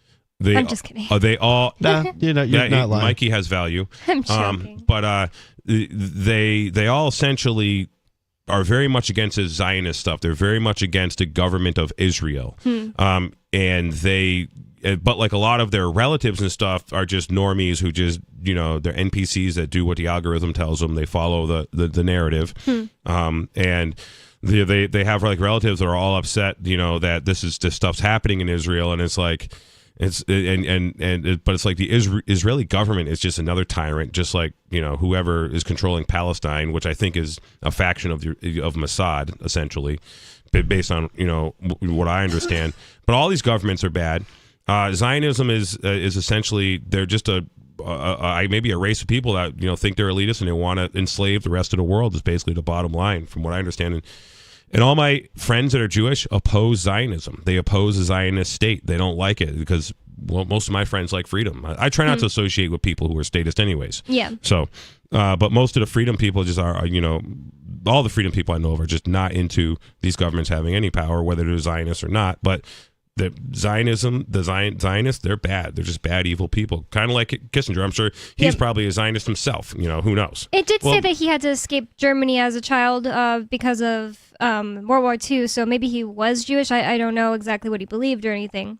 And being Jewish, of course, doesn't make you a Zionist. Just you got to say it. I can't let that be left to obviousness for people to figure it out themselves, that I think that, because people will just say that you hate Israelis if you don't like the Israeli government right now. Yeah, they'll say you're anti-Semitic, and there's no greater example of anti-Semitic than the Israeli government. It's interesting. So Zionism, its primary goal was to establish a basis for Jewish homeland in Palestine, and thereafter to consolidate it. Yeah. So basically, because Zionism is to completely control Palestine, which they would consider Israel, all of Israel. Well, it sounds like Netanyahu's probably that then. Well, let's continue on this Rolling Stone article about Henry Kissinger, which is titled, "Henry Kissinger, War Criminal Beloved by America's Ruling Class, Finally Dies." It says, "No infamy will find Kissinger on a day like today. Instead, in a demonstration of why he was able to kill so many people and get away with it, the day of his passage will be a solemn one in Congress, and shamefully, since Kissinger had reporters like CBS's Marvin Kalb and the New York Times' Hendrik Smith wiretapped newsrooms." Okay, so like I think Joa said it right, that this article doesn't read very well. I kind of got confused about what that meant. Kissinger, a refugee from the Nazis who became the pedigreed member of the Eastern establishment Nixon hated, was a practitioner of American greatness, and so the press lionized him as the cold-blooded genius who restored America's prestige from the agony of Vietnam. Whatever that means. According to Joa, he was just, stopping ceasefires and stuff like that in Vietnam. Not once in the preventing a ceasefire from occurring. Yeah, I don't know how I said that. Not once in the half century that followed Kissinger's departure from power did the millions the United States killed matter for his reputation. Nobody cares. Except to, not nobody. Obviously, libertarians Of course care. Nobody cares. Yeah, and nobody probably cares, but... Nobody loves you. Yeah, but that being said, the average normie doesn't care that Henry Kissinger killed millions of people. We had Ricky, who claims to be a libertarian, call in and praise Kissinger. It says, it didn't matter for his reputation, except to confirm a ruthlessness that pundits occasionally find thrilling. America, like every empire, champions its state murderers. The only time I was ever in the same room as Henry Kissinger was at a 2015 National Security Conference at West Point. That means Luke Rudowski's got him beat. He was surrounded by fawning army officers and ex-officials basking in the presence of a statesman. Which people do that to every single politician. You can be a weird. New Hampshire state representative. It doesn't matter. People will start fawning over you like you're great. And it's got to change. This is the pathetic, low confidence, kind of people. Like, so for example, like a lot of like what was going into the military, for example, according to Silver Dave, was a bunch of white kids who were on probation, for drugs or whatever, from out in the country, and then a bunch of black kids that were on was either go to military or go to jail, or military or probation, and these two cultures were polar opposites, ghetto inner city kids and redneck white kids. From out in the country, and that was, a lot of them were there because it was either that or, some kind of jail time. And then you have the other type of people who are joining the military who they fawn for it. Yes, they lust for this power. They want to have this power. This is your psychopath class of people who want to be in these positions. And then you have also these low confidence people who want people, to take care of them and protect them because they don't have confidence themselves. So these guys want government, and also the low confident people degenerate essentially into these welfare recipient type parasite class individuals. Military is just work flavored welfare. No, it's essentially, and it's there's I know a lot of people went in the military that really wish they hadn't. That's where they woke up, and they sell them. They sell themselves to a certain degree, and if they're willing to accept it, they rise up. And then you're willing to sell yourself a little bit further. Yeah, go kill that family over there. Okay, well you went up the ranks a little bit. Purple Heart. I don't know. No, you get Purple Heart when you get hurt. Oh, yeah, well, if you get a bullet or something, you get a Purple Heart.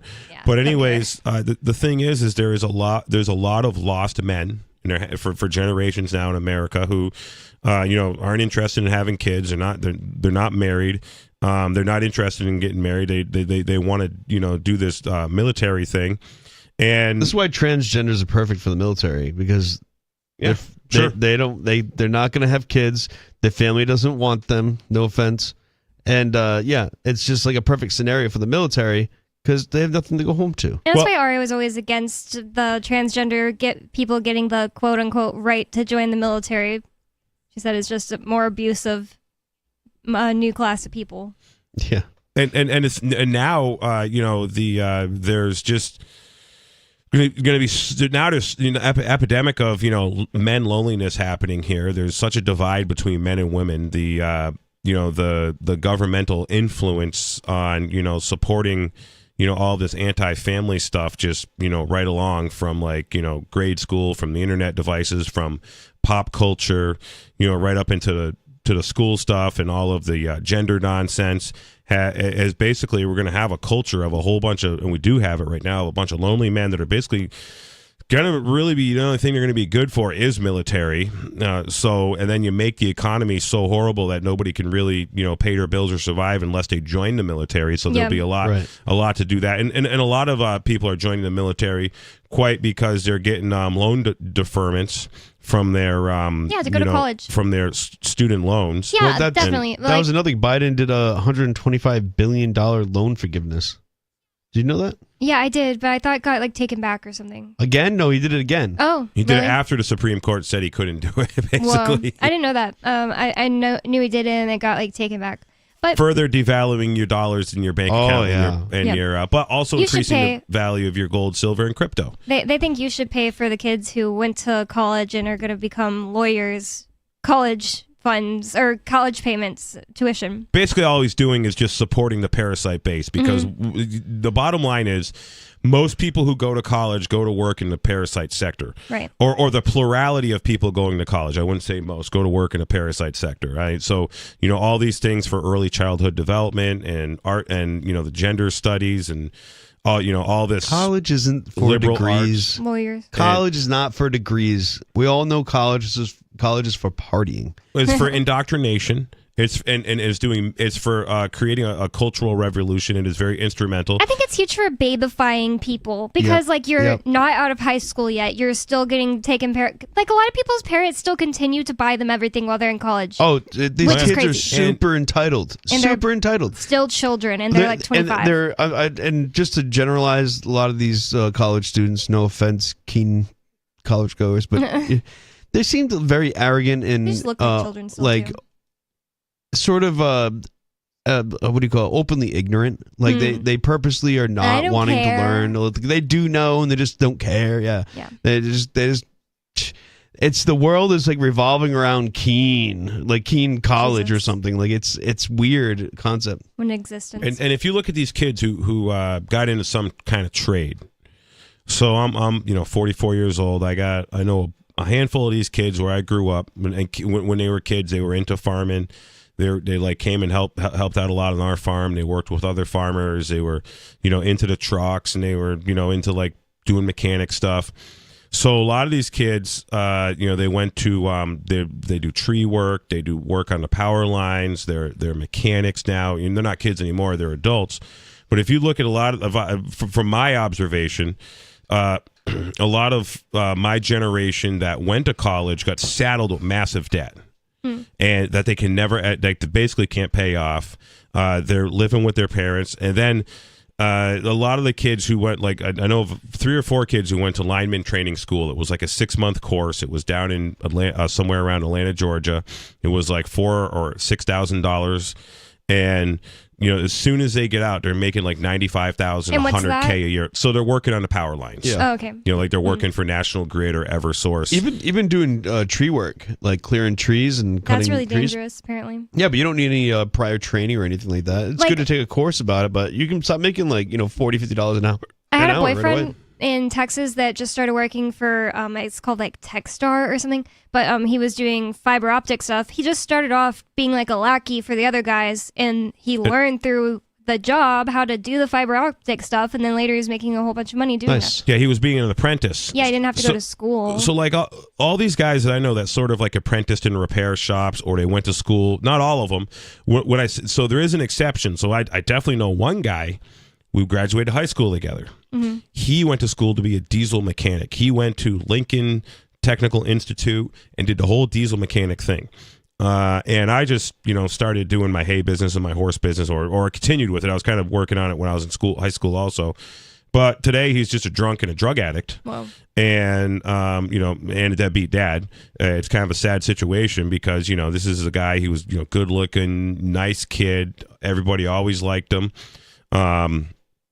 But he was one of these like skilled, talented guys that just sort of lost his ambition. But my buddies who there's a lot of people who didn't start doing drugs that are really struggling in life right now, and a lot of it's because of their the career choice they did is not paying out too well. There's a lot of competition there. They got sold on this college thing, and too many people went to college. Too much of my generation went to college, and not enough of them did trades.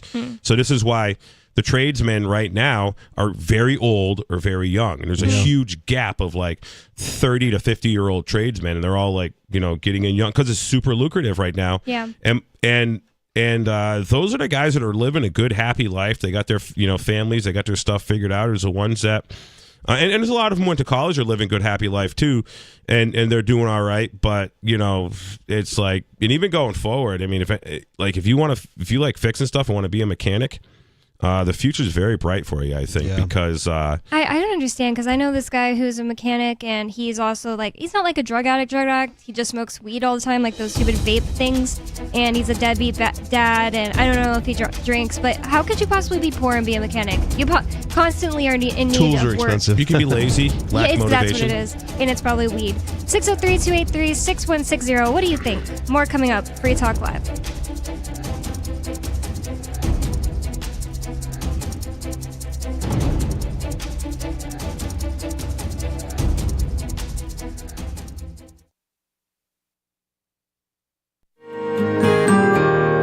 So the protection of life, liberty, and property is what the Free State Project is all about. But it's an effort to move 20,000 people who understand. It's about demonstrating to the entire country that, yeah, we can have a free market, a truly free market. Making it just a freer, great place to live. It's the world's largest voluntarist libertarian community, and it's only getting bigger. That's amazing, to be able to move to a place where other people passionately believe in being free and independent. What the Free State Project is managing to do, though, is to put their money where their mouth is. It's physically getting up across the country and saying, let's go someplace and let's demonstrate the power of these ideas. There's a lot of kind of philosophy that surrounds liberty. There's a lot of thinking about it and talking about it. But here in New Hampshire, people are doing it. 101 Reasons Liberty Lives in New Hampshire, a documentary by Free State Project Early Movers. Watch it free at 101reasonsfilm.com. 101reasonsfilm.com. From a Feature Story News in Washington, I'm Benji Haya. More Israeli hostages have been freed by Hamas in exchange for Palestinian prisoners held in Israel as part of a temporary truce which has now lasted almost a week. Talks are continuing with the United States, Qatar and Egypt about extending the truce in spite of a Hamas shooting which killed 3 people in Jerusalem on Thursday. The terror group has released a propaganda video filmed under duress of an unreleased hostage in tears. He's the grieving husband of a woman and father to her young children, who the militant organisation claim, without proof, died in airstrikes. Israeli Prime Minister Benjamin Netanyahu insists he remains intent on destroying Hamas when fighting resumes. But top American diplomat Antony Blinken, back in the Middle East, has warned Israel must ensure civilians in Gaza are protected before restarting any military operation in the Palestinian territory. Sally Patterson has more. US Secretary of State Antony Blinken says he discussed efforts to secure the release of all remaining hostages held in Gaza with Israeli Prime Minister Benjamin Netanyahu. The pair met in Jerusalem for talks on Thursday, where they also discussed the delivery of life-saving humanitarian assistance into Gaza. More than 13,000 Palestinians have been killed since fighting began in early October after a surprise Hamas attack on Israel. The United Nations has set up a commission of inquiry to investigate war crimes on both sides of the Israel-Hamas conflict. It'll focus on sexual violence allegedly committed by Hamas during its brutal assault on October 7th. Jody Jacobs is at the UN. The Commission says it will pass the evidence it's collected onto the International Criminal Court and has called for it to consider prosecutions. Israel, in the meantime, has already opened its own investigation. Republican Party Congressman George Santos is refusing to resign ahead of a House of Representatives vote on Friday to expel him from the chamber. He described the moves against him as bullying. Caroline Malone reports on the embattled lawmaker. He's the New York congressman who's pled not guilty to 23 federal charges, including fraud over COVID-19 benefits, lying about personal finances, and misusing campaign funds. A House Ethics Committee investigation released in mid-November shows he'd used funds for OnlyFans, Sephora and Botox, among other things. It concluded he sought to fraudulently exploit every aspect of his House candidacy for his financial profit. And Alistair Darling has died, aged 70. He was the UK Chancellor of the Exchequer who steered the country through the 2008 financial crisis. Former British Prime Ministers have been leading the tributes to the widely respected politician. From bureaus worldwide, this is FSN. You can stick it to the man and big tech. Join our FTL social mastodon at social.freetalklive.com.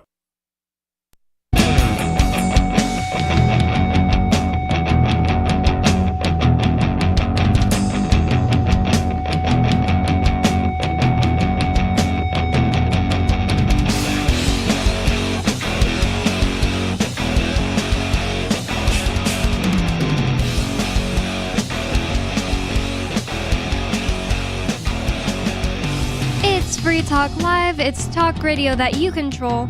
Anyone can call in at 603-283-6160.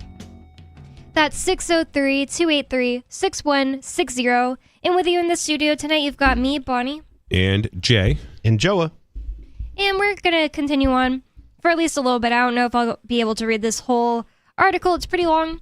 But we're celebrating tonight that Henry Kissinger died. And we're reading the Rolling Stones article about him titled, Henry Kissinger, war criminal beloved by America's ruling class, finally dies.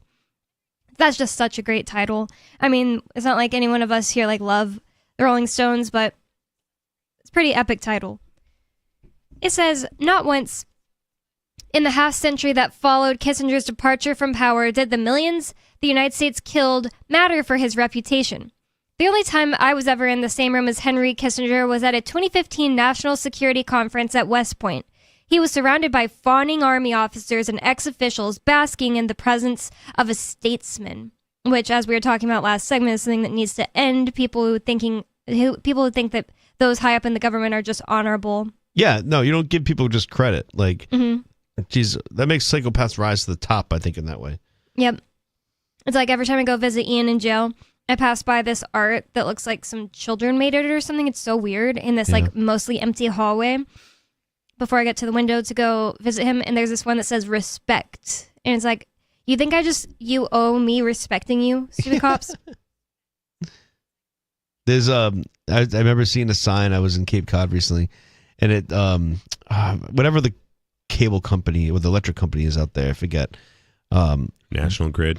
It was either National Grid. I forget what the actual place was, but there was a big like banner on the sign going into the entrance and it said,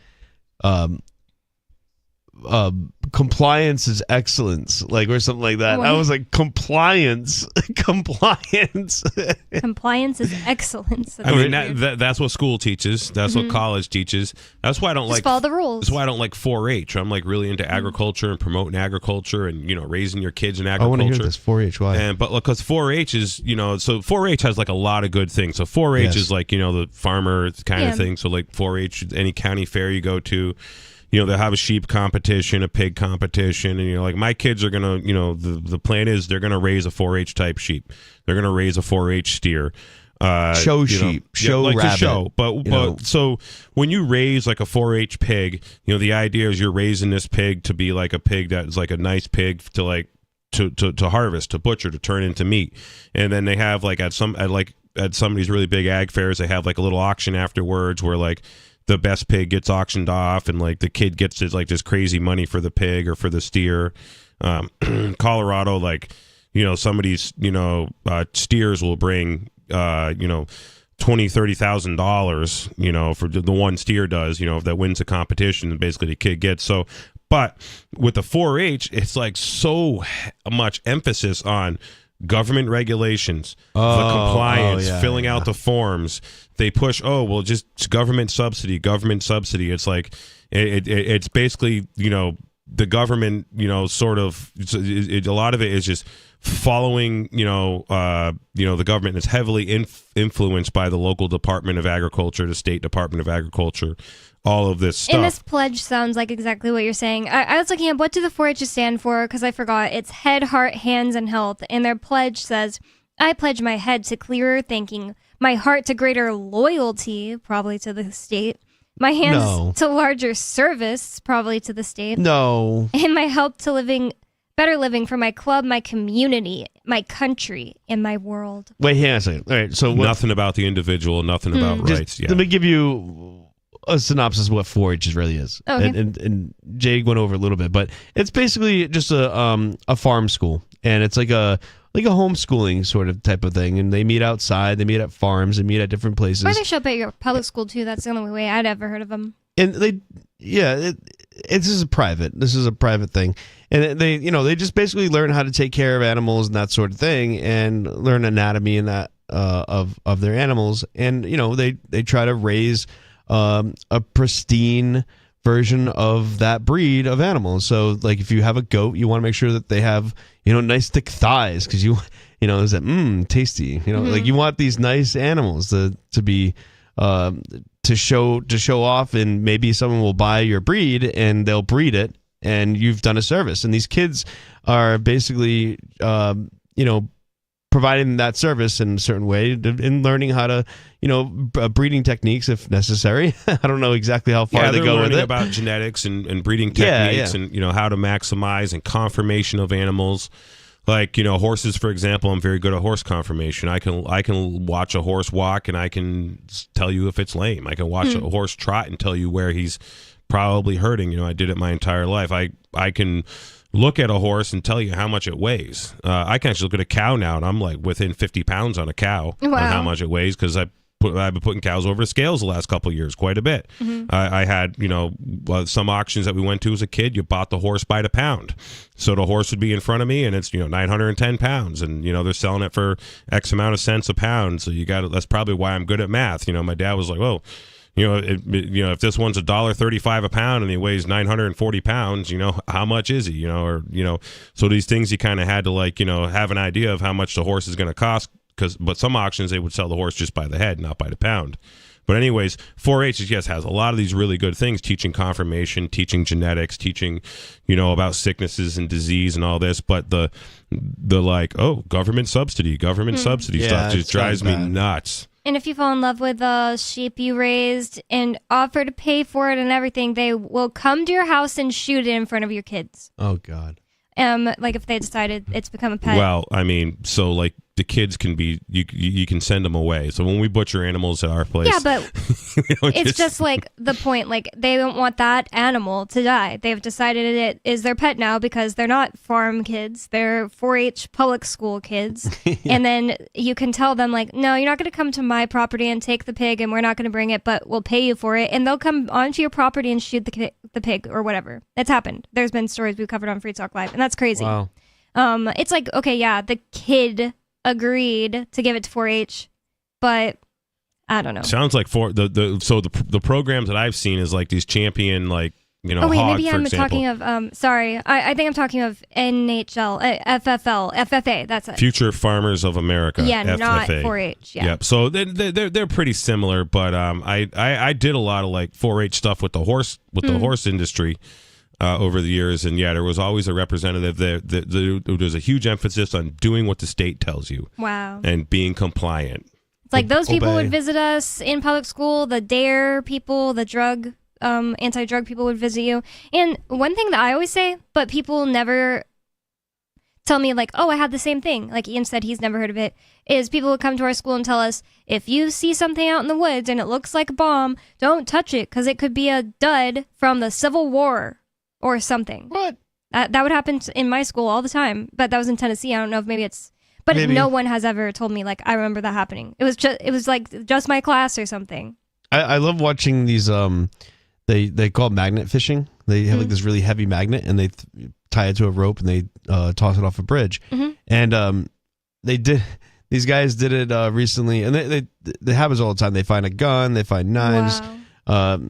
But sometimes they find artillery shells and other ammunition. Okay. A shell, artillery ammunition. But something that could be a dud, that would be so No, scary. these things could blow up.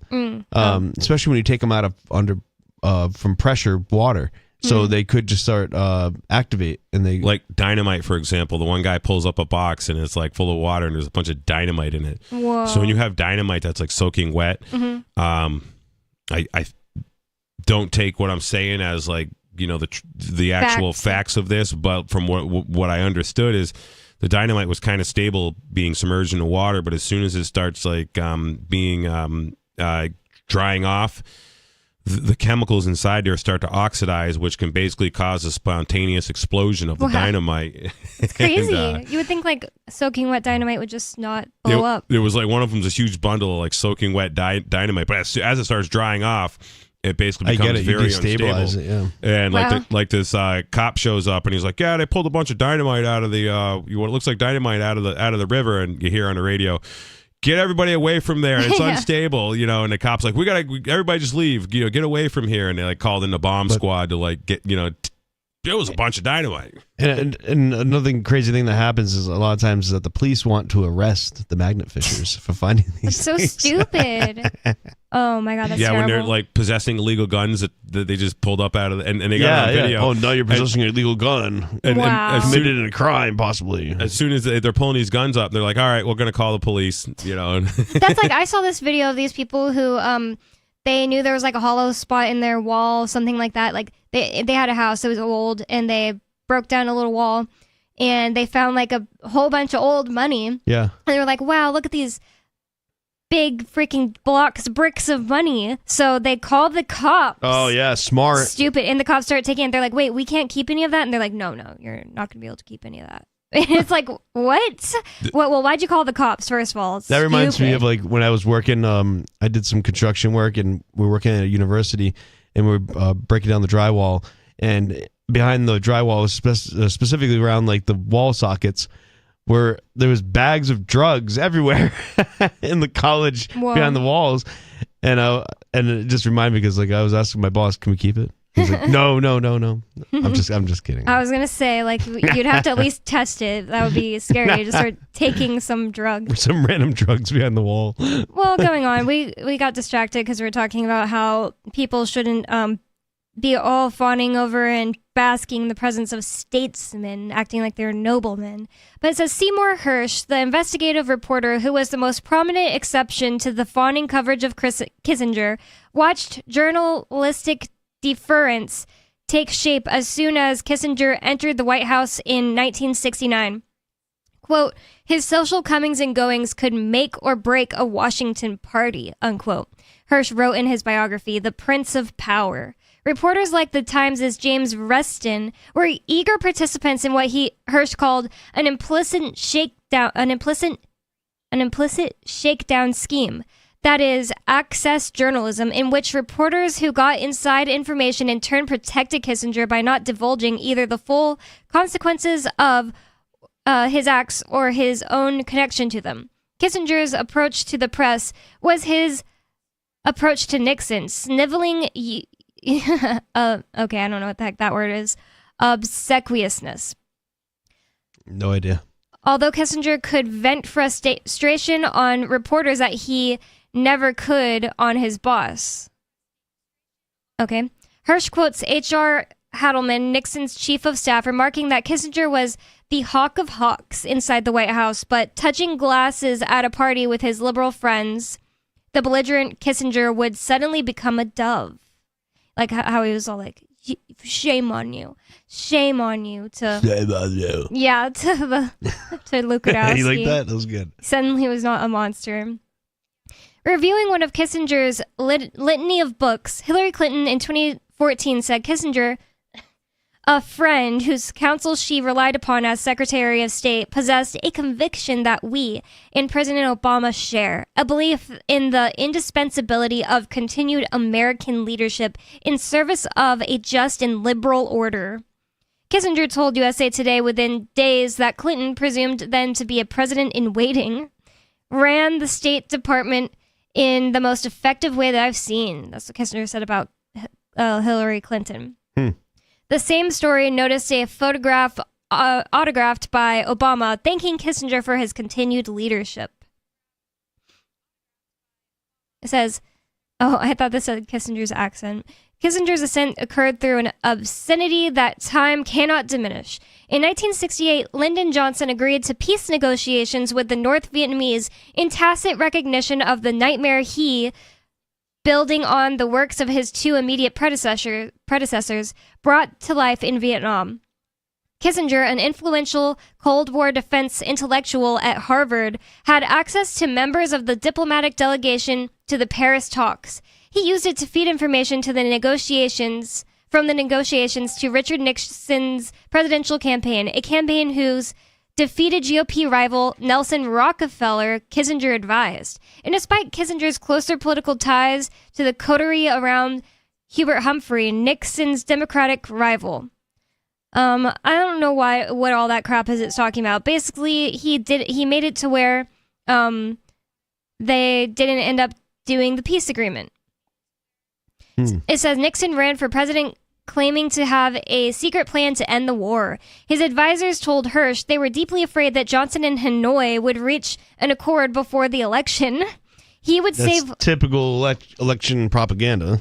Well, it says it would save lives in Vietnam, American and Vietnamese, but it would undermine Nixon's hopes of exploiting the... So, like, that's the thing. Like, they don't care that it would save lives. They want Nixon to win the presidency. Right. So they're like, I'm afraid that the war could be over before that the war could be over before we get elected president. So he was hoping that wouldn't happen. And that's just totally evil. That's alone evil enough to call this guy evil. But it says, Nixon gratefully took what Kissinger gave him to make the U.S. proxy regime in Saigon, whose regime peace would stabilize, more intransigent.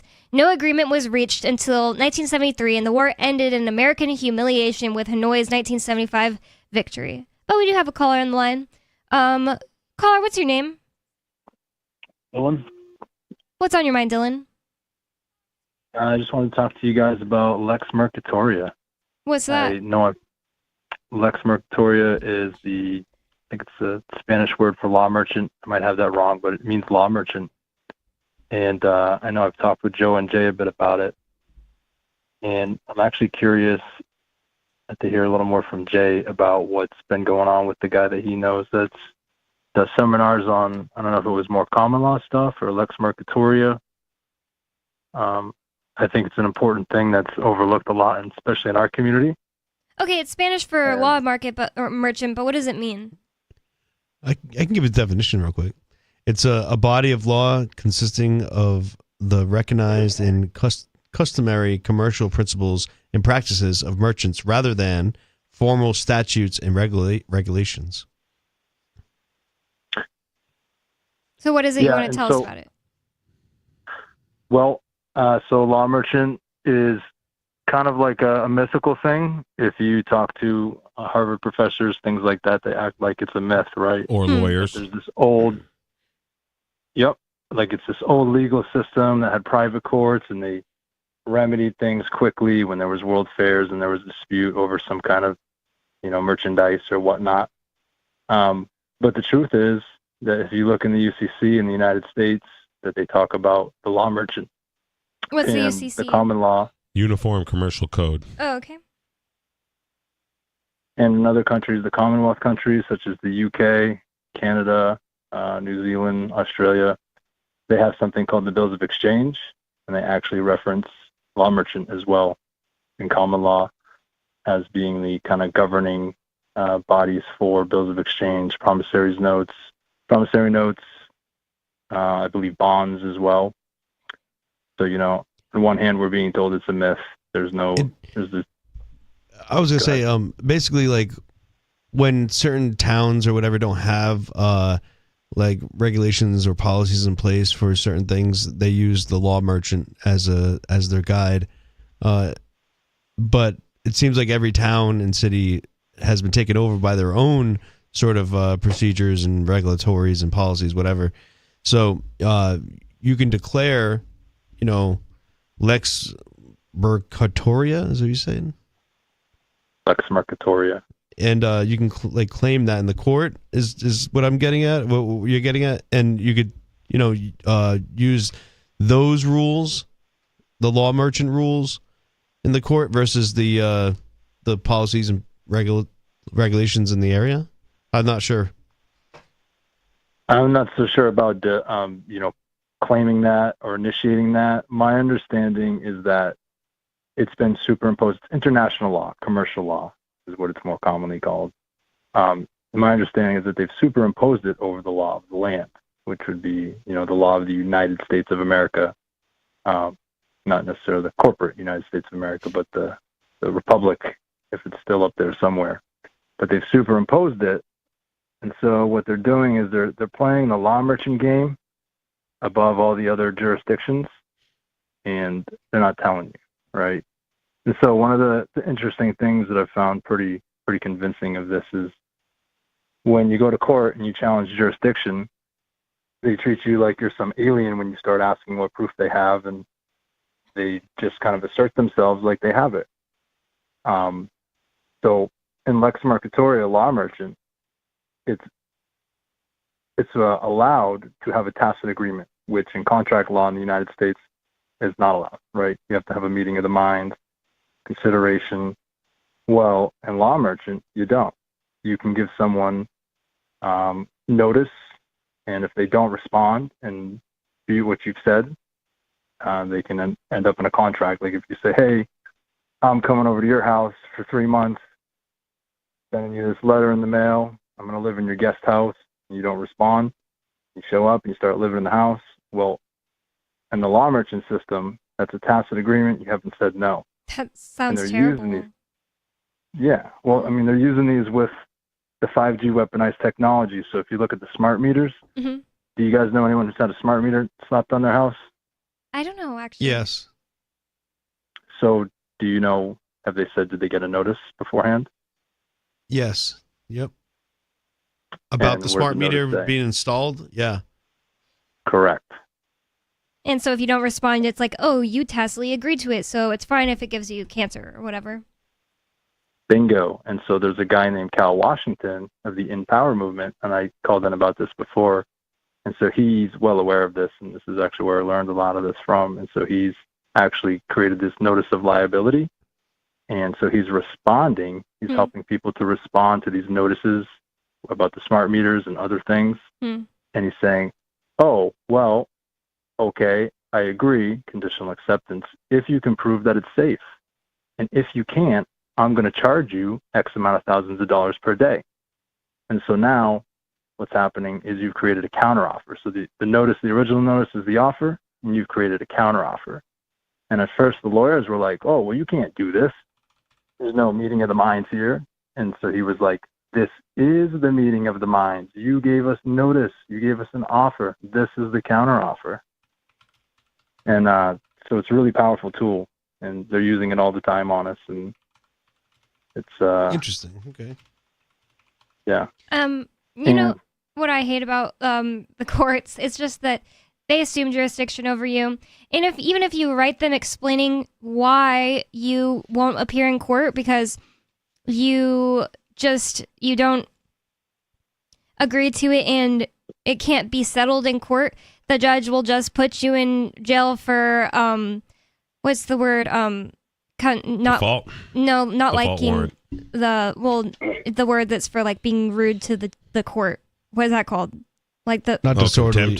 Contempt of court. So Wilhelm Reich, I just learned this recently. He's a really cool, interesting doctor. He was kind of super interested in like sexual things whenever he was a psychoanalyst, but then he started learning stuff that he was realizing. Then he became like a regular doctor, and he started realizing that basically cancer was being created for a different reason than they originally thought. And he started doing all these things and figuring out that he was healing people who were like terminally ill of cancer 100% just by putting them in these boxes where he was keeping out like EMF and all this stuff from the air and letting their what he called orgone energy, which is just like life energy, that's what his theory of it was, would accumulate in this box while they sat there, and then they would be healed. It was crazy. And the government went after him so hard for this, for curing cancer.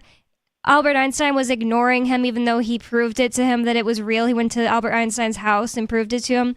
And he was like ignoring him. He's just in on it too. I hate Albert Einstein. But so whenever they first brought charges against Wilhelm Reich, he wrote the judge saying, I can't appear in court because this is a matter of science and matters of science can't be determined. It was a beautiful thing. I quoted part of it on Twitter. But the judge just found him in contempt of court for not wanting to appear. And it's just like, they don't have jurisdiction over you. They can't determine whether or not something is true according to science when they're just fake I got one more thing lawyers. to talk about. 603-283-6160. It's Free Talk Live. More coming up.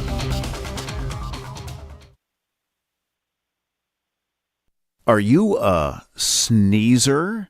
If you're not, can you get close to one?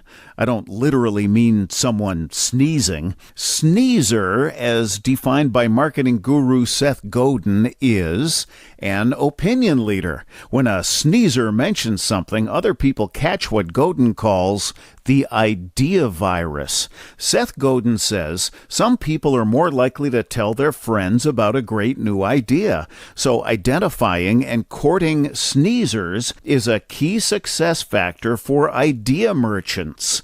His book, Unleashing the Idea Virus, is the most downloaded ebook in history, and you can download the whole book free. That's how he's making his idea contagious. Click tips tricks, and other stuff to help you cut through the clutter at www.survivalspeech.com.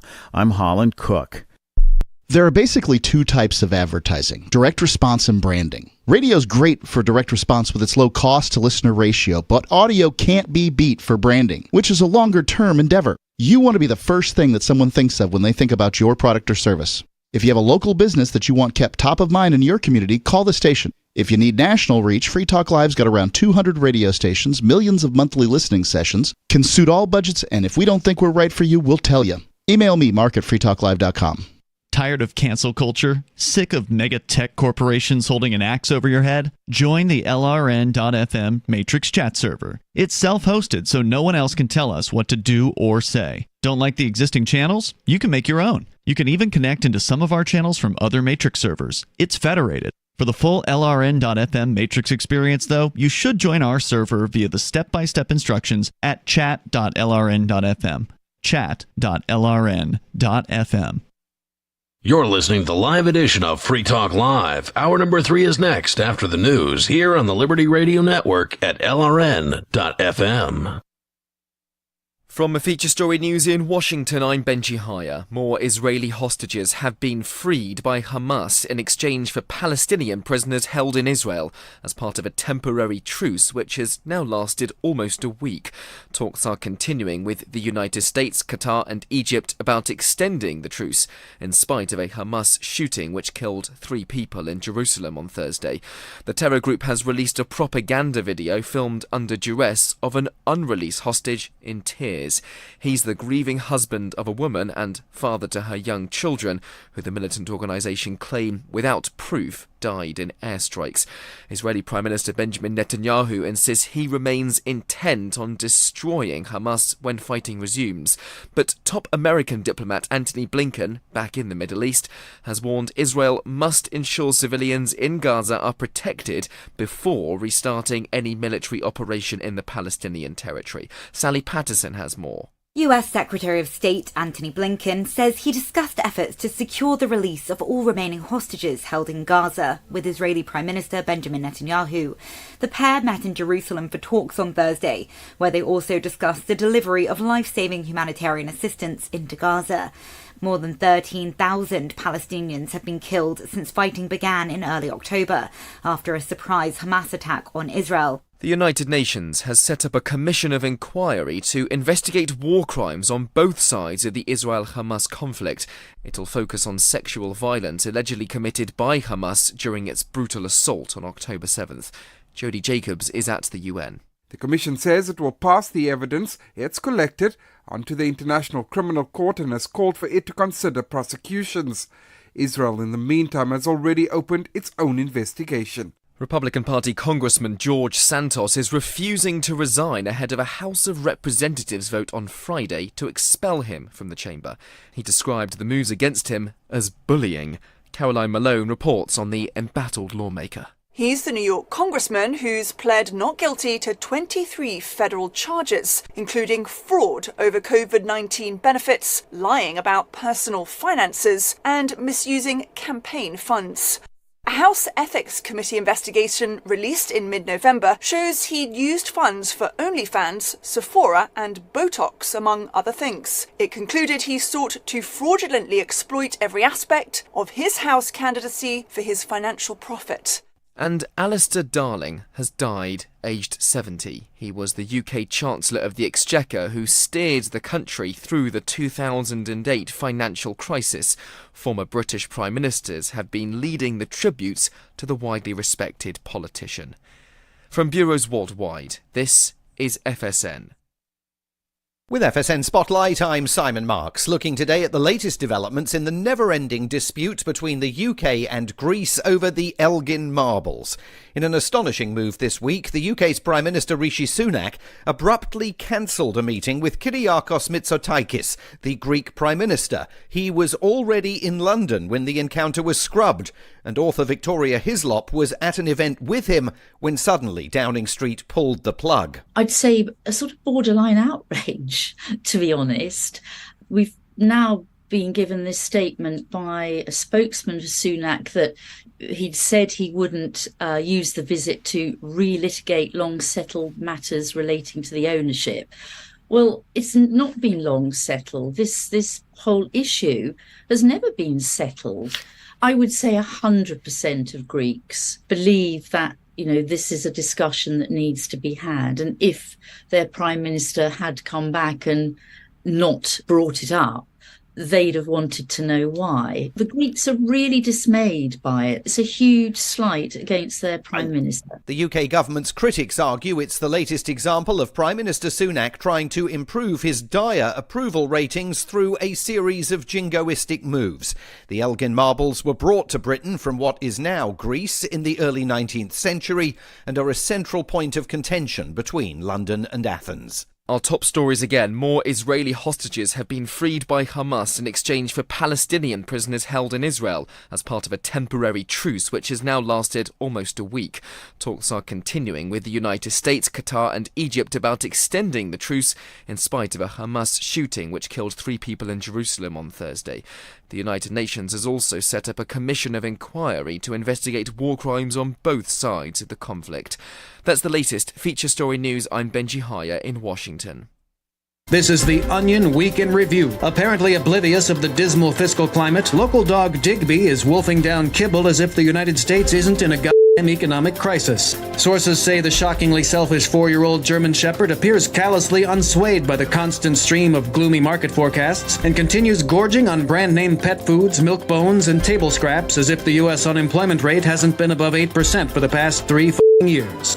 Here we are tightening our belts while this dog scarfs down bowl after bowl like the Dow Jones Industrial Average has gone through the goddamn roof or something. You think that he'd think twice since U.S. credit rating's been downgraded, but Digby doesn't give a damn. Ain't that right, Digby? You don't give a flying do you?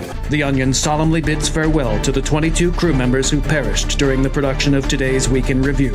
You will be missed. For more, visit theonion.com/newsbeat. This is the Onion News Network. Don't miss a moment of Free Talk Live. Get our archives daily via our podcast at feeds.freetalklive.com.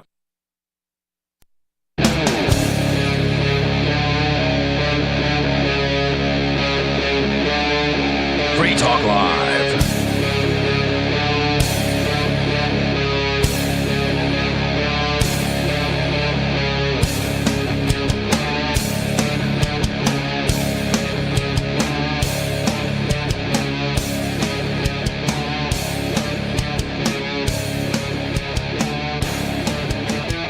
It's Free Talk Live, and it's talk radio that you control. 603-283-6160. We've talked about a lot of different subjects tonight, so obviously you can bring up whatever is on your mind, and there's no taboo topics here. It's Free Talk Live. And I'd like to thank Dodger, who's a gold-level amplifier with us here at Free Talk Live.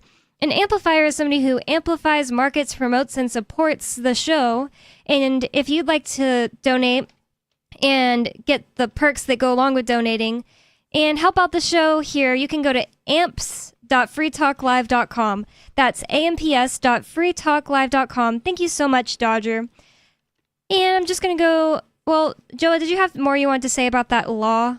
I think it's just a way to get the judge to basically dismiss your case. It's not really, I like to read more into it, but from what I could see so far, but I like to know more. Bring up, if you call in again about that merchant law, try to bring up what it's really all about. Get into like the nitty and gritty, maybe a little bit synopsis of it for radio, but. Well, we have somebody else calling about laws. So Footloose, you're on Free Talk Live. You want to talk about natural laws? Hey, what's going on, Bonnie? What's going on? Hey, Joa. And who else is in the studio? Jay Noon. Oh, Jay, what's up, buddy? I was talking about you today. Oh, really? Oh, no. I heard my ears ringing.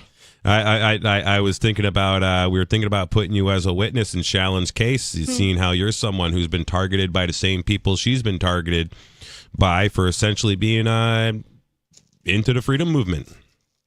Right. Yeah, no. Yeah, hit me up offline and we'll talk about it for sure. So I did call in to talk about natural rights, of course, and I'm going to keep it broad, and then I'll try to get a little bit more detailed on it, but you guys will pick up what I'm throwing down right off the rip. Am I wrong to say that natural rights are endowed to every individual upon their birth? Yeah. Yeah, I agree. Okay. So the question I have is, does a state have any rights? No. No, they have privileges and immunities and powers derived from the people. Correct. So, and I would agree. So, but hold on, what's your definition of state? Because, like I have stated, the state is defined by New Hampshire as state, United States, District of Columbia, territories, and jurisdictions. That's all they define state as. I would define, my definition of state is basically a government, any government who tries to claim certain borders and things of that nature, right? So this would be across the globe. And does a state have a right? If it doesn't have any rights, it can't have a right to self-defense, correct? Right. So, in my reasoning for coming up with that is a state has no self to defend. I agree. If self is an individual. The state is an amalgamation of people, and you can never kill a state, right? Right. So a state cannot defend itself because it can't be killed. It's just an idea. Because it's not even alive to begin with. Exactly. And so the point of this is because people keep bringing up that a certain state has a right to self-defense. So if one state has a right to self-defense, then so does another.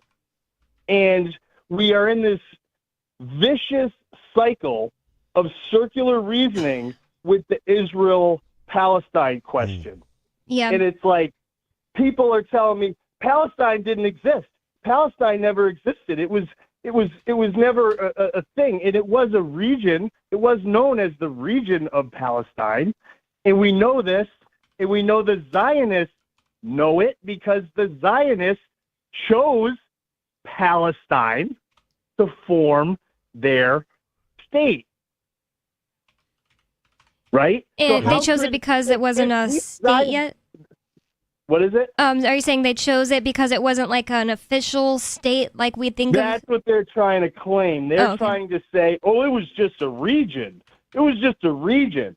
But it was a region with all kinds of people living in harmony. There's, different religions all living in harmony even.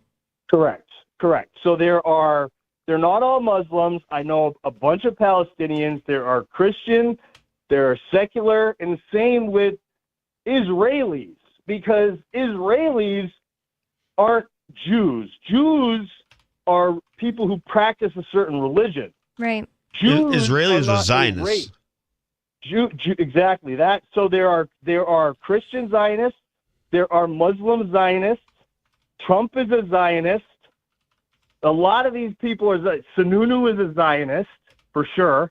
He did that anti-BDS executive order saying that the executive council is not allowed to do business with any business or person who speaks out about it stands for boycott. Boycott, divest. There we go, and something else. And they're saying that people who are speaking out and saying that they just don't want their supporters, to boycott companies that work with Israel or whatever, or that come from Israel. They're using the state to say that other parts of the government can't do business with them, and that just sounds crazy to me because it's those people's free speech and free association rights. Texas does the same thing. A whole bunch of states do the same thing. A lot of states do it, yeah. So Sununu is up to his tyranny again, and he did that little executive order a few months ago, and I did. If anyone is on Facebook, follow the BDS New Hampshire. Sununu follows it, just so you know. the BDS New Hampshire Facebook page is my page. And yeah, so I followed Sununu with it, and he does follow our page. And I put some good links up there about stuff like, this is from myjewishlearning.com.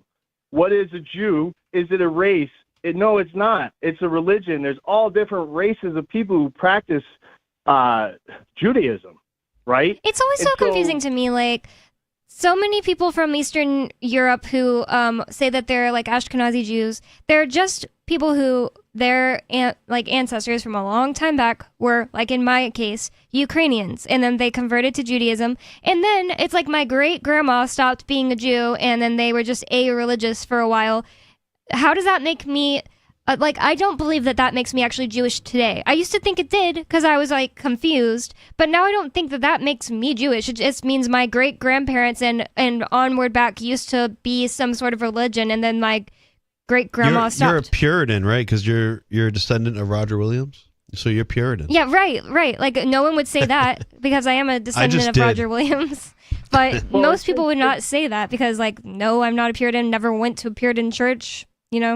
Right. I mean, back in the day, we were born into a strict culture and family, and you were born into a Irish Catholic family. You were raised Irish Catholic, and that's why, my mom calls herself Irish Catholic because she was raised that way. But she doesn't believe in any of that stuff. She's completely into all kinds of New Age stuff, but she considers herself Irish Catholic. But I don't know. I think people just have things very confused, and a lot of it, if not most of it, is intentional because they profit off of these wars and off of these bombs. And I don't know if you guys heard about that. Elbit Systems is an Israeli company that's based out of Merrimack, New Hampshire, and they're making suicide killer drones.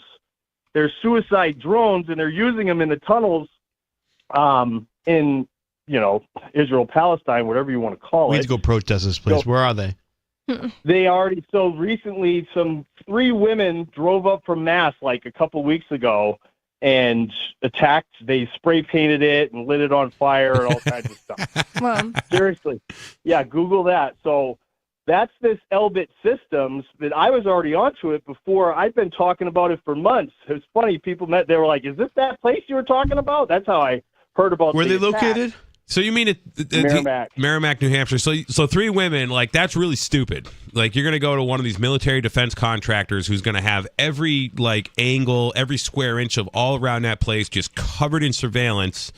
And it looks like they let it happen, Jay, because they were on the roof and they were, if you read the article, it seems like they were all over the building, and they would allow that and probably pay to have it happen just so they could put it in the news and be like, look at us, we're being attacked. This victimhood stuff is... And that's a hate crime. It's just too much. When they're the ones victimizing everyone else. Oh, they did a great job, those protesters. They put paint on the sign, and they got on the roof, and they had a flare. That was impressive. Well, it sounds like what he's saying is true then, that they let it happen, because how do you let couple women go do that? Right. You should have security. It's crazy. So another false flag. And, a friend of mine, he told me this Israel-Palestine thing, it's like the Wizard of Oz in The Man Behind the Curtain. And it's the last layer of deception when it comes to the media and all this stuff that we're dealing with that, right? Because the Zionists do control the media. It's not Jews, it's Zionists.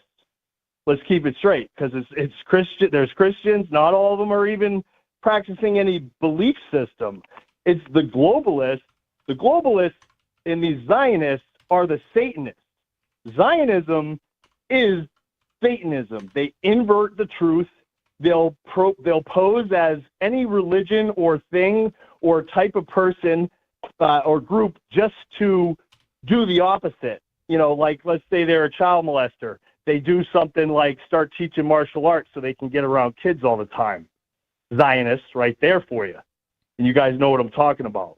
Mm-hmm. So there are Zionists in the libertarian movement as well. Well, we do need to be careful of that. Also, so I've been, doing a heavy deep dive into New Hampshire DCYF. So DCYF is seriously ripe for the predatory class, especially child molesters, because what happens is... Well, I'd like to say, I said Satanists, but I usually don't use that term because there is a group that calls them Satanists that's not what Frank is talking about. I call them occultists. Like, they have occulted knowledge that they purposely don't let the average person know about, and then they go and use it to control the world. Those people obviously exist, and I believe that. And DCYF is going to have to be a part of that. Yeah, and so if you look at Look at the YDC case. Right, yeah, the YDC case. You interviewed that guy, like the what was that fella's name that you had on your? The cops were in on it. The counselors were. Everybody, they're all in on it, covering it all up for years, and taking advantage of people, and then grooming these boys and girls to be badass gangsters and killers. Yeah, so can you quickly pitch how someone can find that interview you did with that guy real quick, Footloose? It's on Absolute Defiance. It says, I think the title is Sadism, Rape, Sadism, and Torture in New Hampshire. It's the Adam Cardano interview. I was asked, somebody reached out to me and asked me to do the interview with him and to just get some exposure on it. And so, I did that, and it's a lot. It's gotten some good views. It does need to be seen more and shared more. And when you hear his story, it's just absolutely mind-blowing. And I've got emails, because I also got the YDC. We've been doing rallies for that and everything. I've gotten and spoken to some people and have emails of some of the stuff that happened, and they were tying these boys down and having them sodomized by dogs, okay? In New Hampshire? In the 80s, and they were videotaped, yes. And so it's not just YDC. This is the other thing with that case. There's 15 other contracting agencies that are implicated in the whole lawsuit with victims. And so there's all these juvenile facilities and camps and things that they were sending kids to, and some of these places I was at. I was at a lot of these places, but NFI North Country, Eckert Academy, they call it, where they send boys out in the woods, and you got to make your own shelter, and they live in these little log cabin type things. They sent a lot of the kids that were staying at the Sununu Youth Detention Center recently. They sent them to a place in Tennessee, which is like... Yep, they do that too. I was actually shipped to Pennsylvania, a place called George Junior Republic. I did 9 months as a juvenile in George Junior Republic. That place was scary. It was 95% inner city black gang members. There's a couple different George Junior facilities. The basketball team was sponsored by Nike. They were nasty, but was in Amish country. Anyway, I was there for 9 months, and it was like crazy. I won't even get into all that, but it was crazy. But anyways, I just want to give a couple examples of why working for the state is the most protective and ideal place for someone who is a predator of any kind. Especially a sexual predator.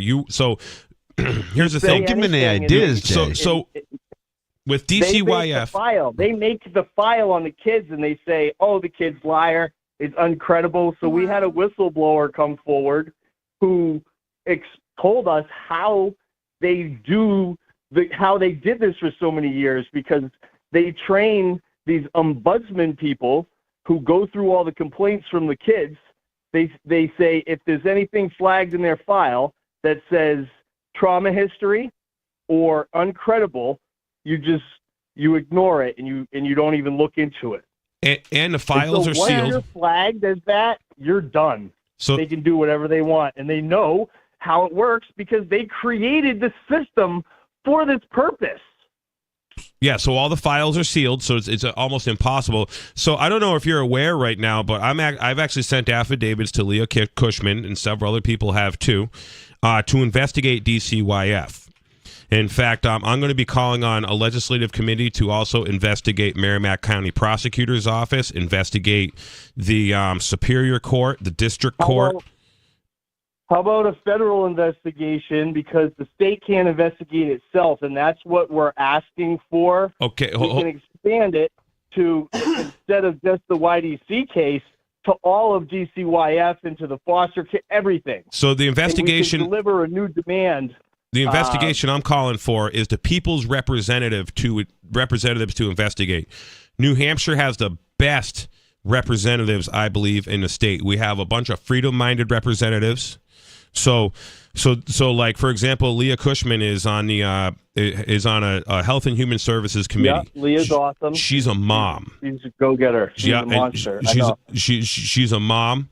She's she's has good family values. She's like really wants to do a lot of the right things, and she understands these problems, and she also has the gonads to do this. To go after these guys. A few more. Gerhard. Yep. Go hard with Gerhard. Yeah. So I've been talking to Kelly Potenza, and so what we need, what I was talking to her about is what you're saying, a state board as well as this federal investigation will be separate, but it would, we would need a board, but it can't be controlled by their minions. Right. It has to also have people like you and maybe me on the board to keep an eye on this review. Right. So they are working on a committee to investigate DCYF. And actually, what we need is some more affidavits. If anybody hears my voice right now that has had a bad run-in, that has been lied to, that has been treated poorly, that has had a difficult time with DCYF, they have been wronged, please contact me at jaynoon.com. That's JAY at JAYNOONE.com. Send me an email there, and I will help you get an affidavit to the correct representatives. So your case, too, can be part of this investigation. The problem with DCYF is everything's sealed, as you know. These all their employees, none of them have an oath of office. They all enjoy qualified immunity. And what they do is when they finally get caught doing something wrong, they give these people such large, crazy settlements and ask them to sign a non-disclosure. So so the hundreds of millions of dollars that's already been paid out by the New Hampshire Division of Risk and Benefit to these families and these children who have been, very much damaged by DCYF. Those people aren't allowed to talk about it. They sign a non-disclosure. Right. Speak out. So risk it. Speak out. So the thing is so part of the problem, I have access. I've done other interviews and whatnot, and people. Part of it is that with the active case going, there's a criminal case and there's the civil case, and there's already affidavits. They've already given affidavits, but they're sealed, like you said, unfortunately, because they were juveniles when it all happened and everything. So that's a difficult piece to get around. Well, it's actually not. So, like, for example, the affidavit that I presented to Leah Cushman, explains that, social workers that work for DCYF, they lie. They commit perjury. Family court is not an actual court of record. They take people's children without due process of law, without trial by jury, by judgment of peers. People got to just go in and start recording. I've been trying to tell people you've got to go in and record and make them arrest you, because if you're representing yourself and then you're recording so you haven't been in family court. So I know, but it needs to happen there. Well, but the problem is they have family court hearings against people. Like for example, in my case, they had family court got a contempt order against me and my wife because we said no, we're not going to let DCYF inspect our house and interview our daughter, but we'll let the local police do it. And the local police reported to DCYF social workers, hey, there's no neglect or abuse here. Yeah. Everything's good. And so they got a contempt order after the police told them that. They got a contempt order, all ex parte. day. We had no idea these hearings were going on. And in fact, their contempt order is a bunch of garbage at family court. Didn't it get dropped? It got vacated because our local police department in Henniker actually did a motion to vacate, all the proceedings within the family court because of lies. And because the local police determined that there was no abuse or neglect. But this is what happens when you have agencies that are on witch hunts, because I'm against them. We want to shut this government down. We want to shut these networks down and get it all abolished. Abolish DCYF. 603-283-6160. Thank you for the call, Footloose. 603-283-6160 is the number you can call to get in on the conversation with us in this last segment. More coming up. Free Talk Live. I think you guys should be encouraging people to drop the drugs, drop the alcohol, and live a straight life. Why? And that's freedom. Well, that is freedom. How can you say? I mean, maybe it's freedom for you, but what if I enjoy altering my consciousness? Well, I think it's sad. Why? It's a sad existence when people have to be addicted to drugs and alcohol. I'm not addicted. Now you're assuming addiction. Alcohol, we're talking about marijuana, we're talking about drug use in general. What about caffeine? Are we talking about caffeine? I'm talking about something that, what you just said, is mind-altering. So caffeine certainly is mind-altering. If you have a chocolate candy bar and there's caffeine in it, it doesn't get you high. You know what the difference wait a is. minute. Christy, I'm sensitive to caffeine, and I can tell you 2 Diet Cokes will make me a very angry man. Free Talk Live, 7 nights a week from 7 to 10 Eastern at freetalklive.com. From a feature story news in Washington, I'm Benji Haya. More Israeli hostages have been freed by Hamas in exchange for Palestinian prisoners held in Israel as part of a temporary truce which has now lasted almost a week. Talks are continuing with the United States, Qatar and Egypt about extending the truce in spite of a Hamas shooting which killed 3 people in Jerusalem on Thursday. The terror group has released a propaganda video filmed under duress of an unreleased hostage in tears. He's the grieving husband of a woman and father to her young children, who the militant organisation claim, without proof, died in airstrikes. Israeli Prime Minister Benjamin Netanyahu insists he remains intent on destroying Hamas when fighting resumes. But top American diplomat Antony Blinken, back in the Middle East, has warned Israel must ensure civilians in Gaza are protected before restarting any military operation in the Palestinian territory. Sally Patterson has more. US Secretary of State Antony Blinken says he discussed efforts to secure the release of all remaining hostages held in Gaza with Israeli Prime Minister Benjamin Netanyahu. The pair met in Jerusalem for talks on Thursday, where they also discussed the delivery of life-saving humanitarian assistance into Gaza. More than 13,000 Palestinians have been killed since fighting began in early October after a surprise Hamas attack on Israel. The United Nations has set up a commission of inquiry to investigate war crimes on both sides of the Israel-Hamas conflict. It'll focus on sexual violence allegedly committed by Hamas during its brutal assault on October 7th. Jody Jacobs is at the UN. The Commission says it will pass the evidence it's collected onto the International Criminal Court and has called for it to consider prosecutions. Israel, in the meantime, has already opened its own investigation. Republican Party Congressman George Santos is refusing to resign ahead of a House of Representatives vote on Friday to expel him from the chamber. He described the moves against him as bullying. Caroline Malone reports on the embattled lawmaker. He's the New York congressman who's pled not guilty to 23 federal charges, including fraud over COVID-19 benefits, lying about personal finances, and misusing campaign funds. A House Ethics Committee investigation released in mid-November shows he'd used funds for OnlyFans, Sephora and Botox, among other things. It concluded he sought to fraudulently exploit every aspect of his House candidacy for his financial profit. And Alistair Darling has died, aged 70. He was the UK Chancellor of the Exchequer who steered the country through the 2008 financial crisis. Former British Prime Ministers have been leading the tributes to the widely respected politician. From bureaus worldwide, this is FSN.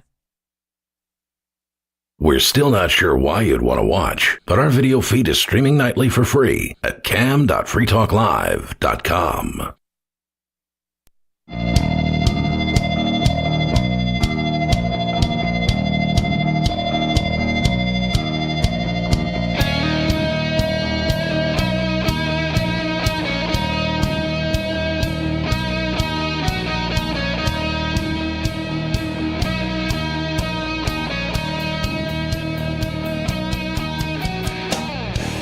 Free Talk Live. It's talk radio that you control. 603-283-6160. That's 603-283-6160. And with you in the studio tonight, it's me, Bonnie. Jay. And Joa. And we have been talking all night about different things that a lot of people would call conspiracy theories. So I just thought that was kind of funny. Conspiracy facts. Yes, but conspiracy proven facts at this point. Not everything that we've been talking about, but one day it probably will be when all truth is revealed. 603-283-6160. We are going to get into this article that Jay has, but first I'm just going to let David tell us what trolling thing he has to say. David in New Mexico, you're on Free Talk Live. Trolling? What are you talking about? You like to troll. Oh, yeah, actually I do. I'm not trolling tonight. Okay. Unless I think of something. Bonnie, you did say at the beginning of the show, and it's the show that you can troll. That's what That's right. David started saying. Every time. It's the show that you control. So I do. I mean, you invite, so I accept. But see, now you blew my serious train of thought. Where I want to ask Jay horse questions. Go for it. I'll ask Jay horse questions. But I do want to volunteer. It's been on the list for literally a year. I watched one of Jay's videos that you posted where the whatever you call them, DCYF or whatever you call it in New Hampshire, the ladies men, whoever they were confronting you. It was by a car on a road, and one observation that I've made, and people can hate me for this if you want to, it's just an observation that I consider to be factual, is there is an inordinate percentage of LGBTQ whatever that are in these child protective agencies, and in my expert gaydar opinion, one of those ladies was LGBTQ whatever. Yep. And so what for whatever you can comment on that if you want, and for whatever that's worth, that was an observation I had. So if you want to comment on it, do it now, and I have a horse question for you. So that's Melissa Coombs. She's a social worker. She's a lesbian, married to a let me With no adopted kids even? She has adopted kids. Oh, she does. Sorry, David. Jay, let me interrupt you for a second, and I'm acknowledging that I'm interrupting. So you and I have never discussed that before, right? Right. So I was my observation and my bold statement that I have an expert gaydar in this case turned out to be accurate. Is that correct? Yeah, like if you just internet search her name, is just like, her and her wife works for some other state agency, Department of Corrections or something, adopt a kid. Like, for example, if you, so the first thing that was that particular video, I have gotten so much private correspondence on many people are like, her and her LGBTQ friends, or no, she wants to take your kids to give to her friends, and they said LGBTQ friends that don't have any children. That's why they're so hell bent on going on pursuing you. When there is kids, when there is actual. So they totally ignore the kids that are like older, like 10, 12, 8 years old, because they're already like damaged. So they don't have high value in the adoption marketplace. In fact, you can get all the troubled teenage kids as a foster parent or adopt all the troubled teenage kids that you want. And there's basically, this is why the youth detention centers have all these teens in them, because nobody wants to adopt them. Nobody wants to deal with them. They're a pain in the butt. They're unruly. They've been abused and traumatized. They're all in this system. But when you have 6-month-old and 2-year-old kids that are healthy, and don't have any trauma, they are extremely valuable. So this is why they tried so hard to get me to contract with them. There also, let me add something to that. There's also the psychological element, and I'm not an expert, but I believe this to be true, that they are at a young enough age where they will forget whatever bond that they had with their previous biological parent, and they will form a new bond with their new non-biological parent, and that can be fostered by the non-biological adoptive parents lying to them and telling them that they are their biological parents, and I know that this happens because it happened to me. With your kids or with you as a kid? No, with my children. There were lies told to my children about you just one white male disappears and a new one shows up a month later, and what? No, that's your father. And you know what's a kid? You know, and if you get them, they were young enough that is possible. They were both still in diapers, right? So it's possible to pull that off. Yeah. It's not 100%. It's not 100% because one of them was approaching 3 years old, and my earliest memory is 18 months, and so it's possible that could happen, but not guaranteed. Yeah, the brain goes 95% of brain development happens before 6 years old. So the first 6 years in a child's life is when you have the ability to program them. So if you're leaving your child to like an internet device, or you're feeding them sugar or junk food or giving them soda, you know you're not programming them. Big tech's programming them. The food industry's programming them, making them addicts. We have, as parents, we have the ability essentially 100% to control every input into our child's life. And if we this is why I need to educate people how not to screw their kids up, because a lot of people are unknowingly screwing their kids up by letting them use internet devices, feeding them junk food, buying candy for them. Disney. Yeah, my mom was looking up the other day. I'm not trying to be mean to my mom or anything. Yeah, you I are. don't think she knew, but she was looking up the other day what she could do to help my little brother get taller, and I was like, I've been telling you for like years to stop feeding them the stuff you feed them. Like, that's what the internet's going to tell you if you find like the truth anyway. Well, thank you for your call, David. I think we should get into the article that Jay brought in about teachers quitting en masse. So, yes, David, sorry I didn't get to answer that horse question for you. Maybe you'll call back next week. Too many things at once. Too many topics at He had a once. good first question. Yeah. So this comes out of usatoday.com, and it is, well, the headline of the article is, I just found myself struggling to keep up. Numbers of teachers quitting hits new highs. The data is in. More teachers than usual exited the classroom after last school year, confirming longstanding fears that pandemic-era stresses would prompt an outflow of educators. It's kind of weird that there's a lot of industries that it almost seems like this was purposely done to, like nursing. Nikki, I was about to say my friend Nikki, but this, Nikki, our co-host, it's on Wednesdays and Sundays. She is a nurse, and she said that so many people she knew were quitting during COVID because they were like, wow, I'm making about the same amount of money as people working at McDonald's right now, but like breaking my back and wiping old people's butts and stuff like that. So I'm quitting. They made it so unappealing. It almost seemed like on purpose. Like a whole bunch of people quit working as nurses, and there's other industries that a whole bunch of people quit at once. And they had the incentive that they could just sit on their couch and make $600 a week at one point. But which becomes very addictive. Mm-hmm. There's a lot of people I know of that literally either lost their job or quit their job or something happened like in 2020, and they still have not gone back to work. Mm-hmm. And like I know about 4 different guys that lost their job COVID related early 2020, and so they got they were getting basically unemployed. Several $100s more a week between like the federal thing and the state thing for the unemployment.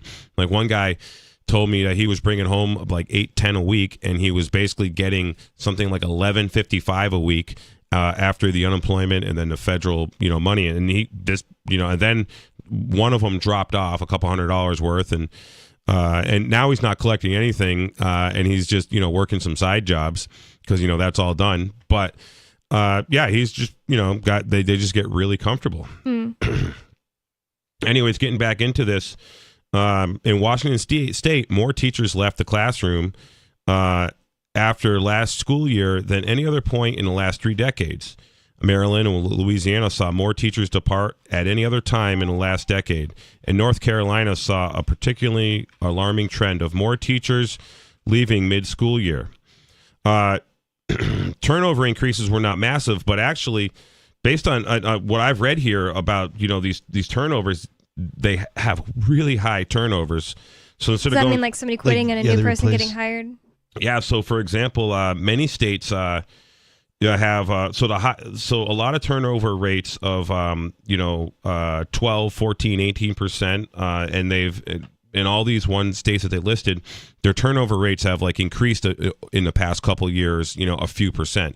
In fact, it's always been that way, though. Like, a lot of people went to school to become a teacher, and they're looking for like that specific age group or grade to work at as a teacher, and they can't get it in their area. So when they see that a teacher retired or quit, it's like an opportunity, and people jump on these positions quick. Well, so there's a lot of this sort of stereotypes, like being a teacher, it's an easy job. You get the summers off, you get all these weekends and these holidays, and all kinds of stuff that you don't have to work. But like I'll get more into that in a minute. But anyways, with these turnover rates, Austin watched their turnover rate go from 17% to 24%. So what I understand a turnover rate means, if it's 24%, that means 24% of your staff is quitting, which that is like very difficult to manage. So there's a lot of reasons for this, and some of these are I'm going to list off are not in this article, but they're in this article also. But a lot of the reasons is teachers are burnt out.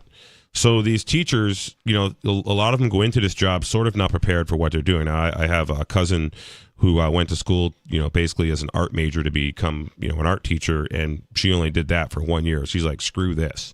And she says, basically you're making like $16 an hour, which doesn't even cover your rent.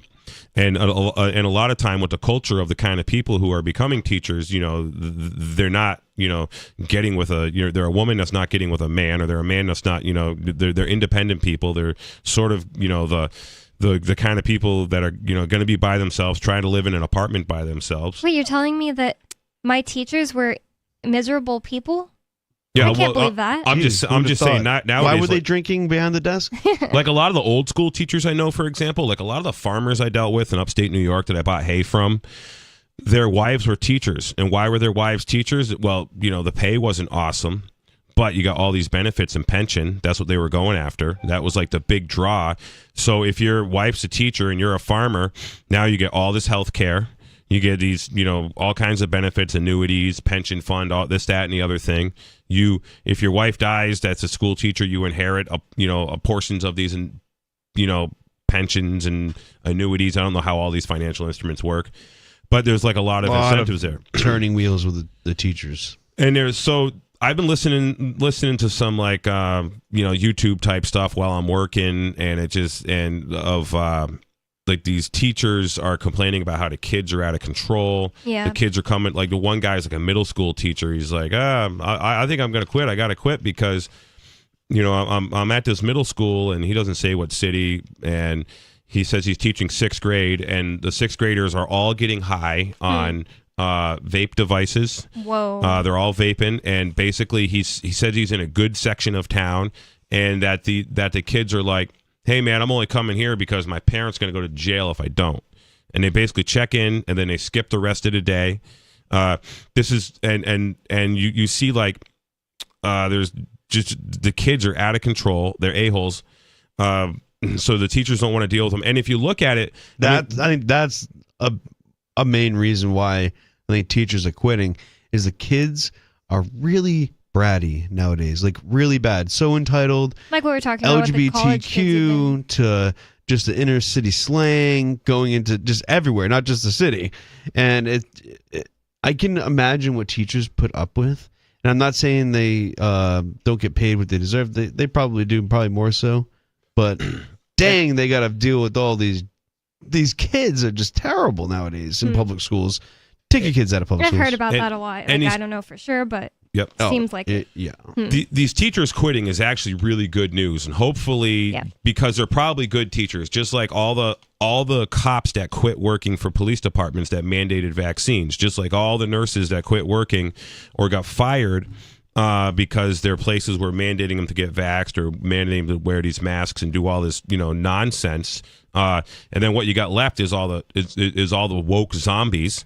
So wait, you said cops quitting? Yeah, so a whole bunch of cops in Massachusetts, state troopers, quit. A whole bunch this year? A couple years ago, because they were all forced to vaccinate. Oh yeah.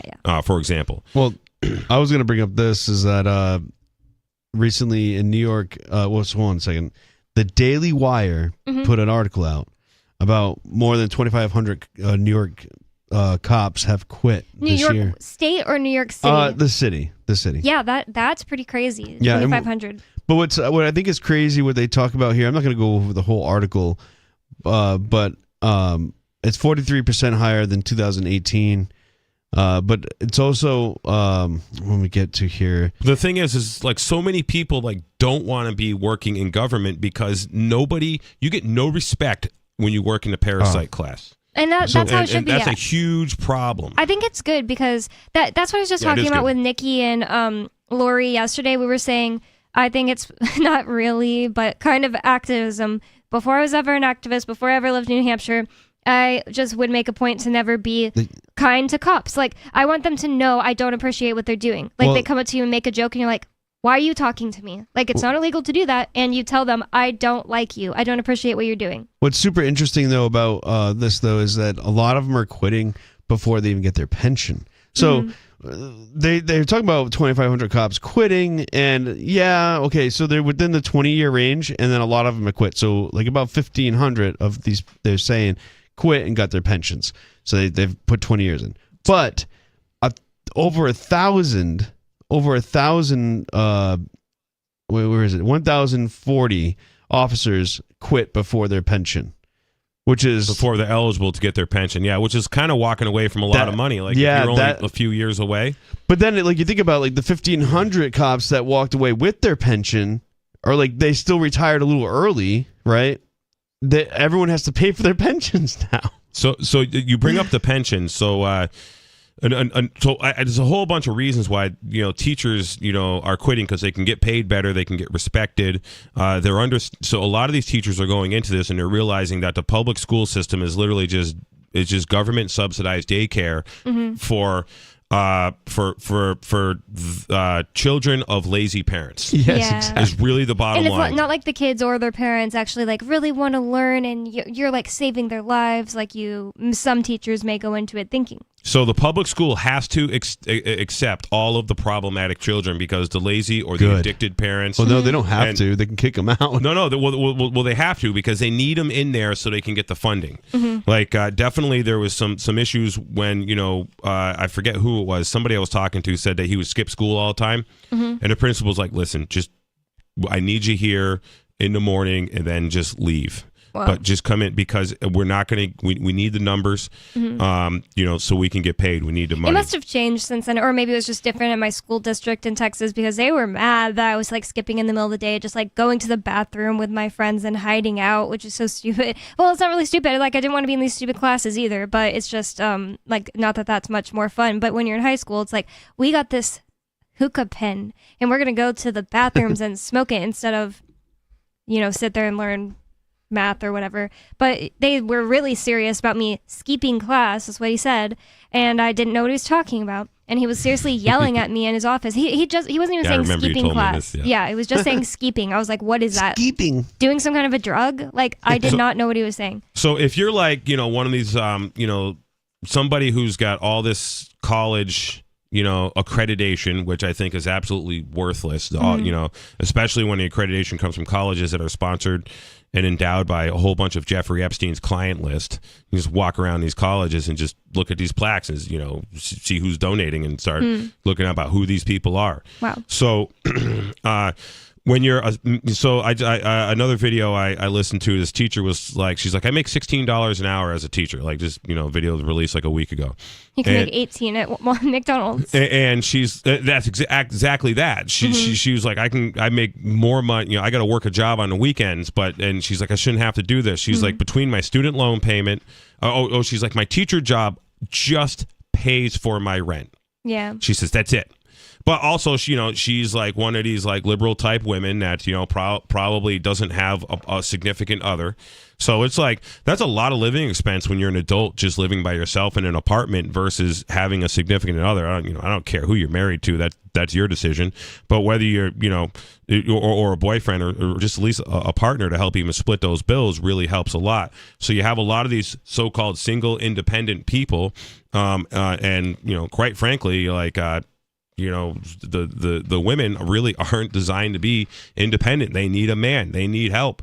You know, we're not designed to be alone, and men aren't designed to be, you know, independent either. They are designed to have a woman in their life. There's like a lot of proper balance that comes from basically, you know, being traditional type, you know, family, being married, having trust in someone else, security in someone else. It gives you a lot of confidence. It does a lot of things. I saw a picture of Ian just from like 10 years ago. It's not like it's just that he was young. Like, he was in his 30s, he was full grown, and he looked so much skinnier than he is now. I was like comparing pictures of him, and I think it's just that he was like basically starving before I met him of actual nutrients. He was just eating microwave food, so like he might have eaten a lot of stuff like in weight, but he wasn't actually getting anything nutritious into his body. So he was like you dying. can eat McDonald's all day, yeah, You're and gonna not get like any nutrients. You're Like, going to be healthier with somebody who cares about you than feeding alone. Is really the bottom line. So anyways, these teachers aren't, you know, so in today's economy, like, you know, you need to make a lot of money to basically live in any of these cities or to live in any of these apartments. And, you know, everything is so expensive. Thank you to fractional reserve banking. Thank you to all of the taxation and regulation. Like this lady who want the government to just give her money because she doesn't make enough money welfare. with the job she chose. But if all the nuances of government weren't there in her life, she could afford it on her own. Right, and she doesn't That's what get we're that. getting at, right? Oh, yeah, absolutely. I mean, just, you know, just think of all the money we could save by not giving welfare checks to all the people who are using fentanyl and heroin on the streets. Mm-hmm. You know, every one of them's on some form of welfare. And honestly, those are the. I like to think that if there was a system, a collapse of the system, that the last thing that would be cut would be these social systems, right? So let welfare and food stamps, no such things. Let that be the last thing. I want to get the government out of like the bigger things, like income tax. Get them out of the bigger things that are, you know, funding all the smaller things, and then you probably won't have to worry about the taxes smaller aren't things. even funding it. They're just, you know, right. They But just keep on yeah. borrowing money into oblivion, printing money out of thin air. You guys know who Robert Kiyosaki is? He's the author of You said Rich Dad, Poor Dad. Rich Dad, Poor Dad. Never yeah. read it, but I've heard of it. So anyways, he's got some really great stuff out there about financial things, and he talks a lot about. And so he was saying one of his podcasts was talking about how the average firefighter in like an American city has a pension that is like $1.2 million. They're going to retire with $1.2 million pension, like right now, the average firefighters. This is why drive by a fire department, they're all driving like Camaros, you know, Mustangs, you know, in the summertime, and then on rainy days and in the wintertime, they got their diesel F3. They got $100,000 pickup trucks, and $50,000 cars. These are firefighters that work in the cities mostly, where it's not volunteer. Right. Full-time fire departments. Well, here's the thing. He talks about basically the pensions on these governments. They're not funded at all. And I believe this number, I could be wrong, but I think he said like basically like just on like the unfunded liabilities of like the federal pension system for all the federal government, it's like something like $372 trillion. Now that might be all of the municipal pensions. That's still crazy. Like, I heard that you could set down a dollar bill every second and never in your lifetime set down $1 trillion. Maybe that... Not even $1 billion, I don't think, right? Yeah, so that just puts it in perspective for you. I feel like that's kind of obvious. Like, I don't think you live for 1 trillion seconds in your life. But it's just, if you think about it like that, 378 trillion, is that what you trillion, said? it was the number he said. That is it's an incalculable number. Insane. So the pensions are all, you know, they're all basically garbage. They're not even offering pensions in a lot of places for teachers now. So, but it's not sustainable to be a teacher. I mean, literally the idea that you were a teacher is because, you know, you had a husband with a job that made most of the money, and, you know, and it was also an economy where, like, you know, in 1970, the average American guy could basically pay for his house and his taxes and a whole bunch of things for 1 week. Family. And then another week's pay paid for all the other expenses, and then you save the 25% of your pay. Well, it's been Free Talk Live. Thank you for listening. You can go find more at freetalklive.com, and it's been a good show. Peace. Good night. Good night.